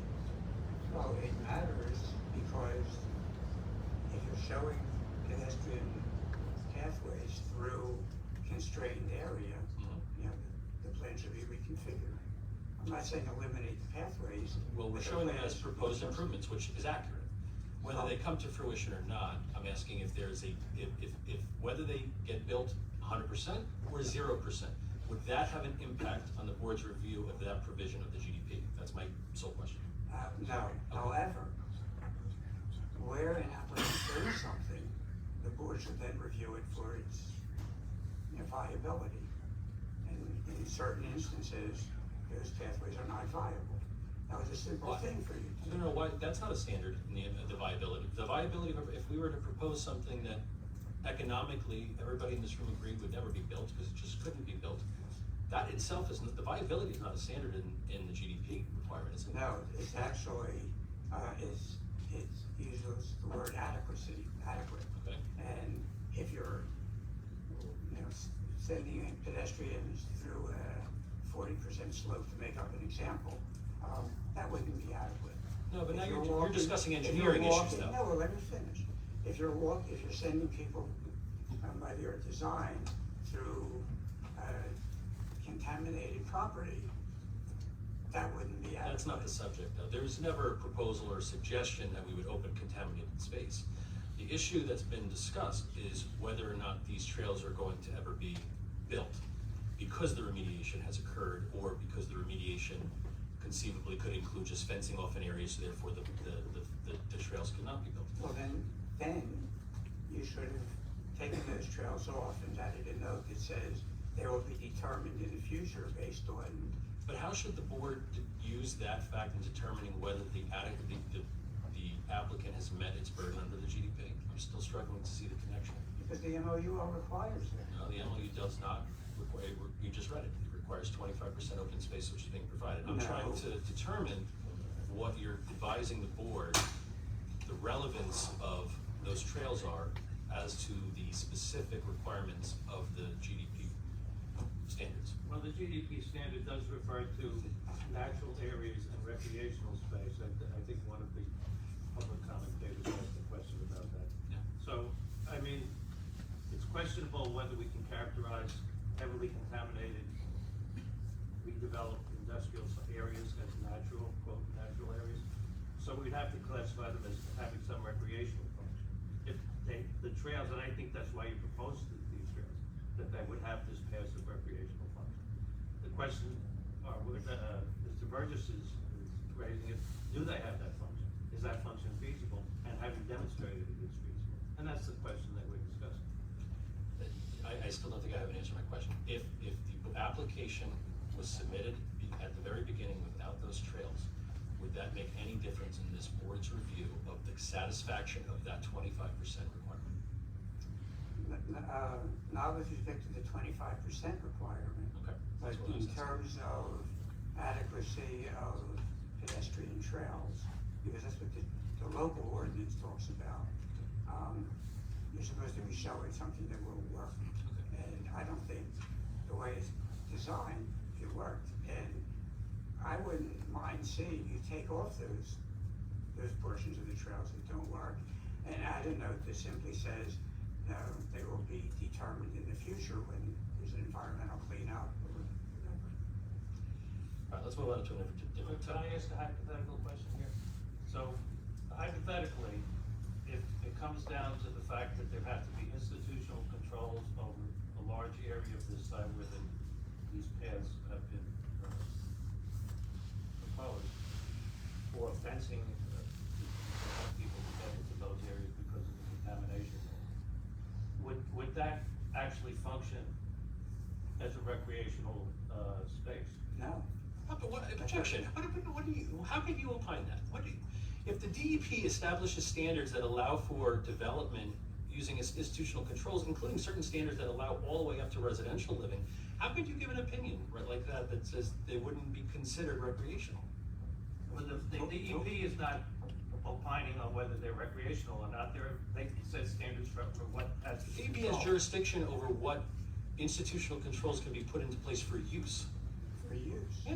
Yeah, and if And that- he asked you a question about the use. Yeah, but Well, hold on. So the use, if it's the use of having a path that runs along with 6-foot-high fencing on either side, where you can't get off the path or you're corralled like an animal, is that recreational space? That's what the board is entitled to determine under this ordinance. It doesn't function as recreational space. And you're saying, well, no, as long as the DEP says it's all right, we don't have anything to say about that. Well, we do, and it's in the GDP standards. No, well, we disagree about what the board has jurisdiction over there. But let's move on. I want to talk about the variance. I'm sorry, for my benefit, maybe others, did we just have a discussion about whether or not you give us property that may turn out to be useless, but that satisfies your obligation? Is that what you just said? The dedication is not for you to have a use of it, it's to preserve it as open So space. if the property is useless to the township. It's not that's useless, it's that's open space, okay. it's not developed. So if it's useless to the town, what would we use it for? You would use it to preserve as open space. So useless for recreational purposes. Recreational purposes, passive, yes. We're also proposing an active recreation facility along Route 46. Well, I think it's clear as well. The use variance that you and Mr. Stern have made a determination exists here. It sounds like the basis of your determination is because of its placement in the section of the zoning ordinance under the use section, is that correct? Correct. Okay. Are you familiar? Wait a minute, is that your exclusive basis? No, it's listed in the section entitled permitted. I mean, but there are master plan considerations? Oh, well, that's a separate issue. He's talking about the ordinance here. I'm talking about the ordinance. Are you familiar with the LIOR zone ordinance? In that case, it seems to suggest that you can get a C variance. So that doesn't really matter what section it is. It's the Well, it context. does. It's the It's way, the context. it's the way it's written, yes. Okay, it's the context. So this board has granted variance, this board being the planning board has granted C variances in that zone for that particular standard. Are you aware of that? No, but on what I just said, that makes sense. Because of the word bulk? Yes. Okay, so without the word bulk, that renders it, so eliminating just that word renders that a use provision. No, it renders it a bulk provision. No, I'm saying if you remove the word bulk, it would render it a use. Yeah, then this board couldn't grant that variance. Okay, but both standards are identical in terms of the limitation of floor area as to that use. That has no consequence whatsoever. But the It's the inclusion- word use, excuse me, it's the word bulk that makes the clear distinction between this zone and the POLI zone. Okay, so if I were to have an ordinance, hypothetically, that permitted childcare centers, but only those that are 1,000 square feet or less and less than 10 feet. If I wanted to seek a variance for both size and height, would those be use variances now because that they're in the use section and didn't use the word bulk? Say that again. If I have an ordinance, if I drafted an ordinance for municipality that permitted childcare centers, but only with, let's use another example, only with a certain setbacks. Another example, because the MOU permits childcare centers in all Hold on, zones. hold on, that's what what you're it is. describing is a conditional use. What you just described is a conditional use, it's in the permit, it's in the use section, and it says, but it's only permitted if you have these particular bulk. So is the characteristics. opinion now that this is a conditional use variance that would be sought? No, I Why? didn't say that. Well, I'm trying, because Tom is suggesting that there's a distinction between what this ordinance says. I Let me was raise saying it. you gave us a hypothetical about the daycare center, and it had to have certain distances. and Office certain- yes, buildings. Those are conditions Fine. that are established conditional use. You're confusing the witness with two different apples and oranges here. Joe, I'm not that. I don't think he was that confused. If the ordinance allowed in its permitted use section, offices, principal permitted use sections, offices at least 100 feet setback from the front yard, would that setback be a use variance then? No. Why? It's in the use section, it's in the principal permitted use Oh, section. you mean the 100-foot setback is in the? Yes. Yes, then that would be. So, as a municipal planner, if that's the case, why would not every municipality put all of its bulk standards in the principal use section of its ordinance to prevent bulk variance relief and have a higher standard of relief for every bulk variance? If a municipality were to do that, it would render the ordinance, it would render these people out of a job, because there would never be a plan. They don't want a job. But, that would not be good planning, but on an isolated, once or twice or 3 times in an ordinance, you can do that. You wouldn't control everything by ordinance by saying everything is prohibited, which is basically what you're suggesting. No, I'm not suggesting. Well, you are. Well, it seems like I'm just trying to discern what you're suggesting, which is that by the mere placement of a bulk standard, and this is a bulk standard, but by placing a bulk standard in the section of principal permitted uses, that elevates it to a higher review standard by the applicable board. Undoubtedly, yes, that's correct. Are we able to wrap up testimony maybe in the next few minutes so we could open it to the public and then be looking to wrap up the meeting in the next 15 minutes or so? I probably have another 5 minutes of questions. Okay. There was testimony regarding the access from proposed lot C to the main lot, and that being an implication of the GDP, correct?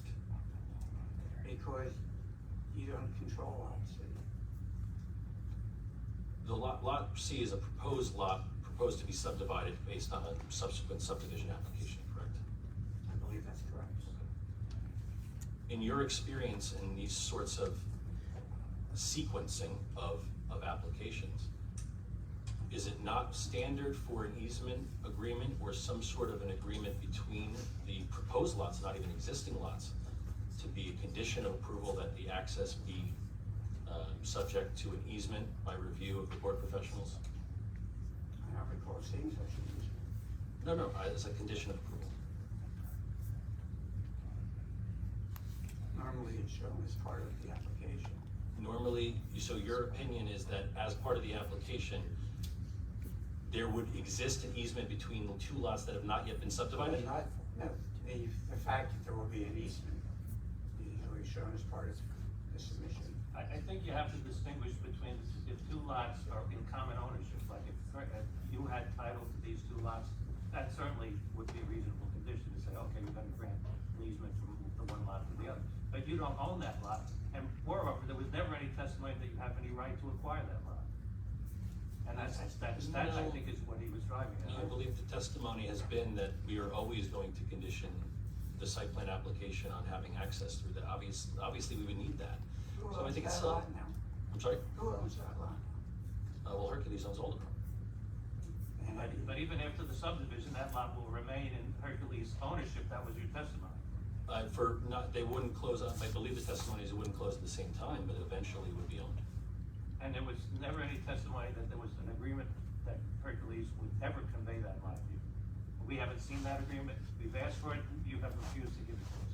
So there's the gap, there's the gap issue.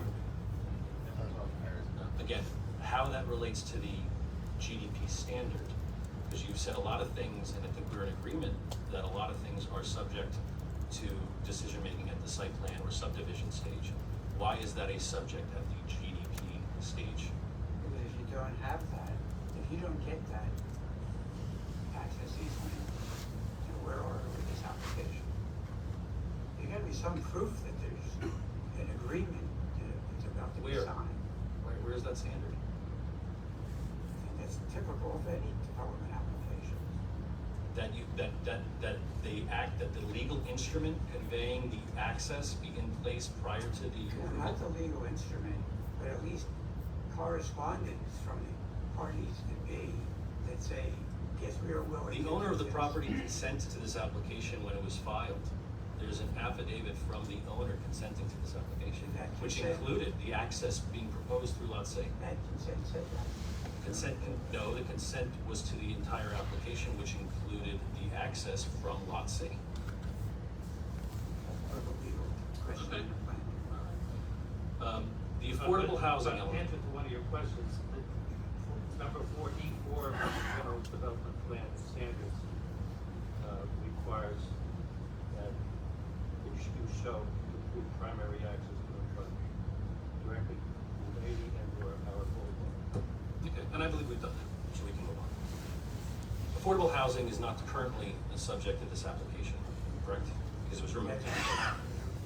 But it is still the subject of site plan application that was deemed complete by this application. Your indication was that that project will not be developed until the end of the development of this tract. And what I was raising is that it had run far afoul of the township's housing element and fair share plan. And that tract, again, is not part, it was removed because it's not part of the POLI zone. Correct. Okay. So is it your opinion that there is relevance that the board can consider on this GDP application, a site not subject to them in a different zone, and unless the applicant affirmatively agrees to do something that would benefit the town on that other lot, that is relevant to how they should treat this application? Is your client owns that property? Under contract. Okay. So technically,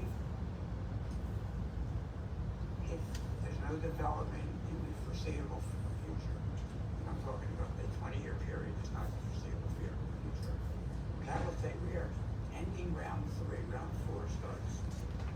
I know all that. Well, You're not getting for my the question. record, I'm stating it.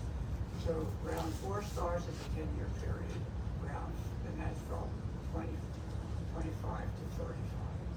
Round 5 starts at 35 to 40, 2045. And basically, you're telling the municipality that this component of their third round plan may not get developed until 2045. What do you think that does to their certification? I'm asking what relevance that has to a GDP about a warehouse application. You're giving an opinion to the board that they have to consider how Hartz handles or treats this other property because that may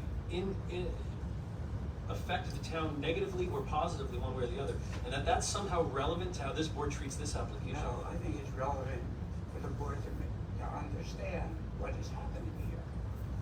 That's all. Meaning what? How does that If you apply to jeopardize- this application? The applicant owns that multifamily zone, Not really. contract purchase. The color certified plans they have talks about that site being developed by the end of 2025. Now, they're not obligated to do that. But my experience with Fair Share Housing Center and other housing advocates would certainly suggest that if you were to tell somebody that a component of their housing plan is not going to be developed until the 5th round, they're gonna come here and tell the town, we better find another site. So if I were to say to you in the board right now that if the site GDP was approved and the site plan for both sites were approved, that we would negotiate some time frame for when that has to be developed much earlier than the full build out of the warehouses, if that would have an impact on your opinion to the board on its treatment of this application. No. It only relates to the housing plan itself. Which is not the subject to this application. But I think it's important for them to understand this. How is that different from suggesting to the board, using an extreme example understandably, but it's a familiar one for us professionals that are familiar with the case law. How is that any different from saying, well, Harts is not going to donate a fire truck on this other site to our fire department? So that's relevant to this application somehow, because if they don't, then the town is gonna have trouble with fulfilling its need for a fire truck. I'm asking Mr. Stern.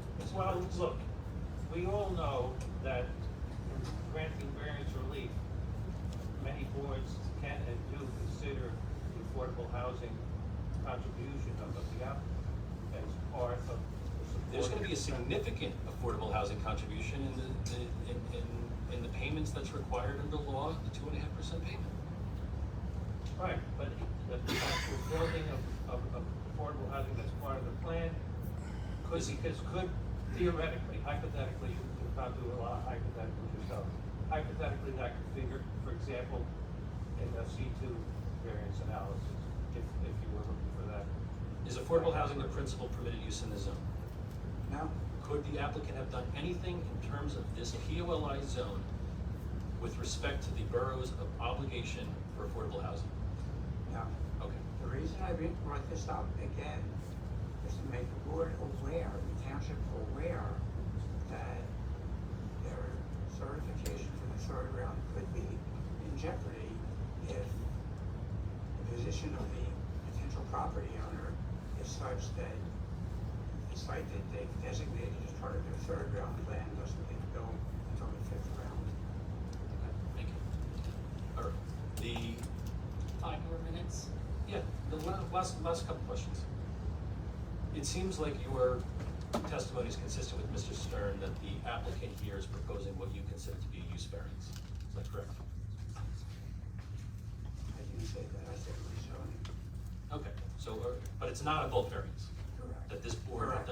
so your conclusion is that this board will not, in your opinion to them, will be that this board does not have jurisdiction to grant this UDP because of that? I think I made that loud and clear. I just want to confirm that with you. Okay. Has anything changed from the time this application was submitted by the applicant to date?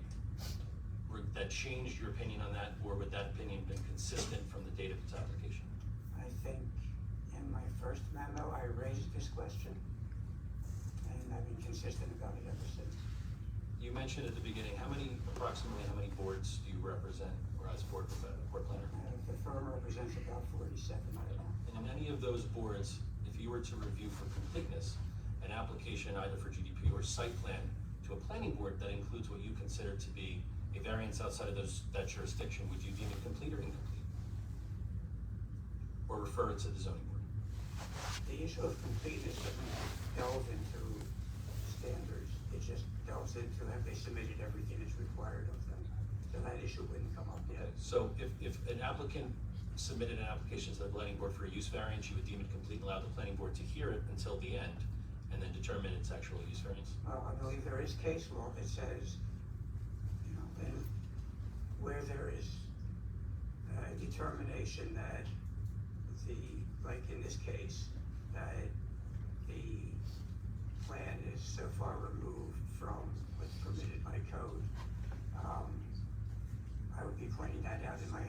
know, I believe there is case law that says the board has to hear all the testimony to be able to make that final determination. They just don't go by the word of the planner. Well, they need to, well, hold on, I think I know the case law you're referring to, I think there's some, we're talking about apples and oranges here. There is no testimony that would be needed to make a legal determination of whether a variance proposed would be of the type of a C or a D variance, correct? What testimony would be needed to help to make that decision? I think the testimony that the board has heard has made it clear from. Your opinion was that because the language of the ordinance is such, what testimony could render or be determinative in your decision-making that was based on the language of the ordinance? I think the determination is based on the structure of the ordinance itself. Okay. And that's where I disagreed with Mr. Hughes. That's fine. So again, if the determination is based on the language of the ordinance, what testimony was needed to make, that this board needed to make a determination of what kind of variance it was? You said that testimony was needed. It's the kind of testimony that has been presented by your side and then by my testimony. And then the board will take that information and make a determination. You know, Mr. Hughes presented in his testimony some planning rationales for classifying this as a C, a bulk variance, and this is something the board will have to consider. The board has not determined that this is a use or a bulk variance, and I think you're trying to tell us that from day one, should have sent you home and said, no, we're gonna. I'm trying to determine whether we are entitled to a refund on all the fees we've paid over the last 18 months, if that was the determination. The board has made no determination. The board will consider the evidence that you've provided on behalf of your client, and your witnesses have presented, arguing that it is a C variance, and the board will make that determination based on the hearing record. You're suggesting that this whole thing has just been a charade of some sort? I'm suggesting the application was clearly submitted as a C variance, both the GDP and the site plan. Those two applications were deemed complete by this board upon recommendation of its professionals. And now, after God knows how many hearings, we're hearing recommendations from the board professionals to the board that the board does not have jurisdiction for this application. You know that's not true, and back in April of last year, I had a memo to the board where I opined that this was, in my legal opinion, a use variance. You left the issue open. I did not leave the issue open. I made it very clear that my legal opinion was that this was a use variance. That is not binding on the board. That's my legal opinion, and you presented your legal opinion and your the planner's opinion. Well, what you left open. We've tried to be fair to you guys. This is a kangaroo court. We are considering your evidence, and the board will consider that evidence. And it's been clear though that this issue was raised. Different issue. No. The issue I'm specifically referring to is not whether it's a use variance or bulk variance, but what you did not opine as is whether the board had jurisdiction to. You applied for it as a bulk variance. We accepted your application because you checked off all the boxes on the completeness list, and we went through this discussion during the completeness process let me finish. We're not entitled in completeness to do anything but what's on that. Would this application have been deemed to be complete if this application was for a high-rise residential building in the zone? Because it checked all the boxes? It would have been deemed complete. You would deem it, I think we should be wrapping up, okay? Well, let me just add one thing. For the high-rise residential office, you would have come in with and say, hey, we're looking for a use variance, because you couldn't make any issue out of it. You came in saying this is a bulk variance, and you're still saying that. So the board has to hear your case, and we have, and has to make that determination. Okay. Want to open it to the board very quickly first, if there's any questions on Mr. Burgess's testimony, and then if not, we'll open it to the public. All right, we'll open it, no, go ahead. Burgess, we have one GDP. The ordinance, I understand, could allow for multiple GDPs. We got PO, as long as there's a piece of property that's 200 acres. Correct. So in this particular case, my understanding is proposed lot B is more than 200 acres. 225. But it says undeveloped, and the testimony has been clear in sort of the documents that there is no development plan at all for lot B. Is this general development plan, complete? Because it doesn't have any development plan for 200 acres? Because they made it one plan, they could have made it for all the other lots except for lot B, and they chose not to do so. So is that a complete general development plan when there's no development plan for 200 acres of the 900 acres?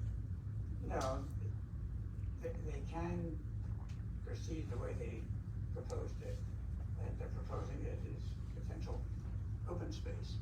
No, it says undeveloped land. Lot C is open space, lot D is open space, lot B just says undeveloped land. It's not put out as open space. So there's no plan, they've testified and there is no plan for lot B. I agree with Mr. Riley, we're not seeking a GDP for Lot B. No, it is part of the GDP. Well, we're not, for development. Right, but it's part of the GDP where it didn't have to. So is that really a complete GDP if you don't say what you're gonna do? 200 acres? It's included in the plan, it's included in the plan, and listed as undeveloped. Yeah. And no access is provided for it either. Correct. So is that adequate addressing it when it It's says undeveloped? a little unconventional, but they can do that. Mr. Burgess, you mentioned early on in your testimony, a long time ago today, that there were some critical points that you wanted to point out. I wondered whether one of them was the degradation of intersection at Howard Boulevard and Median. After all the federal work is done to upgrade that, and how this project, if it were approved, would degrade that almost down to below where it was before they started. Did that part of your proposal? That was, but. Where in the record is that? Discussed at all? Let me ask you a question. I defer to the traffic consultant because that was a traffic issue. But you mentioned the access to property. Well, I mentioned it in the context of his comments regarding the stacking aisle for the left turn into the site in Howard Boulevard. And he also mentioned it with respect to the movement going on 30 Grand to go westbound on Route 80. So there remains concerns on it. But I just want to clarify one of the things that you made in response to Mr. Riley's question. You said that they can, in the context of the GDP, have one of the subdivision lots without any designated use. But doesn't the ordinance require, our local ordinance require that the use be, in a subdivision, the use be identified? They're identifying it as. Well, they're identified as there's no use. No use. So does that comply with the ordinance? We took it that way. What do you mean we took it that way? Because that was part of their proposal. They were not identifying any use of that property. But I'm asking you, assuming, I don't know if you're familiar with that provision in the ordinance, but there is a provision in the ordinance that says you have a subdivision, you identify the use of the each of the lots that you have. So, That was a deficiency then that I didn't pick up. okay. Anyone else? Question of the planner, I guess. When this was rezoned, obviously the intent, as it shows in the master plan and the examination report, is to limit the warehousing. So if this was gonna be something that was permitted, wouldn't we have just left it as I-10 and included some additional uses? And created some with additional uses if the intent was to have this kind of warehousing? Well, that's exactly how I came to the conclusion that this is an effective rezoning, because you purposely changed the ordinance from the I-10 zone that allowed all the warehouse space, and you specifically said you don't want that anymore. And yet here they are, asking for exactly the opposite of what you changed these. Which is not well documented. Exactly. Anybody else on the board? If not, we'll questions only on Mr. Burgess's testimony, and just please provide your name and address. We'll open it now to the public with any questions. Hi, Jen Carter, 15 Deer Lane. It kind of feeds off of Bobby Filippo's question. I think pursuant to your testimony tonight, you were stating that the applicant's current plan for egress to the property is not compliant with the code, is that correct? No. What I was referring to was our traffic consultant's testimony. He questioned whether or not the turning lane into the site had enough capacity to handle the number of trucks that were participating in this. Okay. But am I also understanding that the applicant doesn't have the appropriate access into the certain phase of the property? Well, it's a question of ownership and easement rights that have to be. I just want to clarify that, there's a lot of controversy back and forth. Yes. Thank you very much. Thank you. Again, the applicant's position is we have access. Anyone else from the public? Good evening, Mike Stanzillis, 41 Willow Street, Mount Arlington. So question, the jurisdiction question, just to be clear, they're saying that this board can decide that they don't have jurisdiction over this application. That's my understanding. Yes, they will make that determination. Okay, so if they decide they don't have jurisdiction, then where would the jurisdiction lie at that point? There's a couple options. The applicant could go to the zone, never mind. They could go to the governing body and seek a rezoning to change that provision. I would suspect they might go to court. Okay. So either governing body or court. I'm not the lawyer. And you mentioned affordable housing a number of times, but that is not, those two words are not written anywhere in this application. No.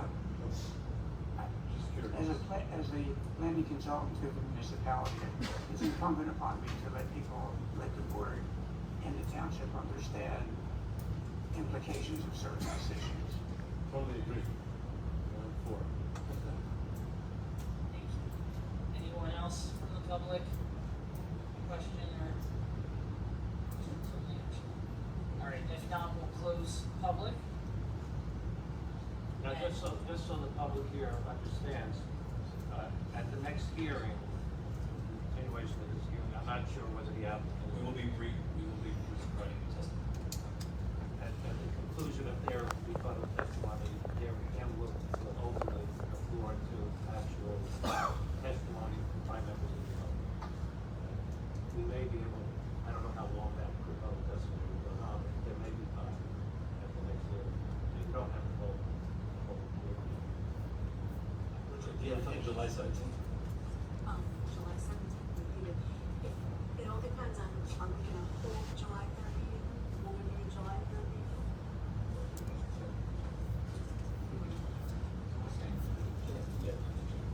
July 3rd, so there will be no July 3rd meeting, and then the next meeting will be July 17th, and we'll have it July 17th. I will need, I'll send you a letter.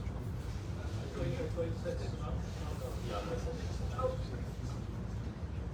have to have one regular application that has been waiting since last year, so it has to have at least 45 minutes at least.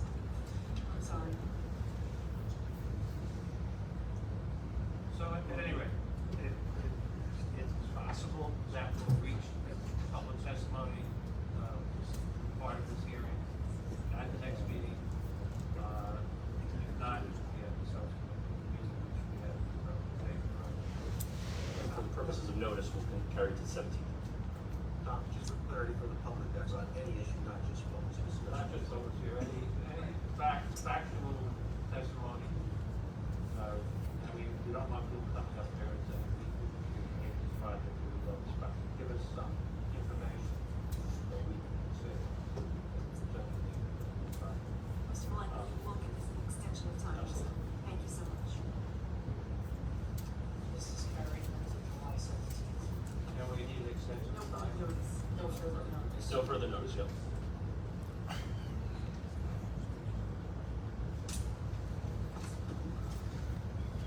There's not anything else then, right? I think we're all good in correspondence, no old business. Motion to adjourn.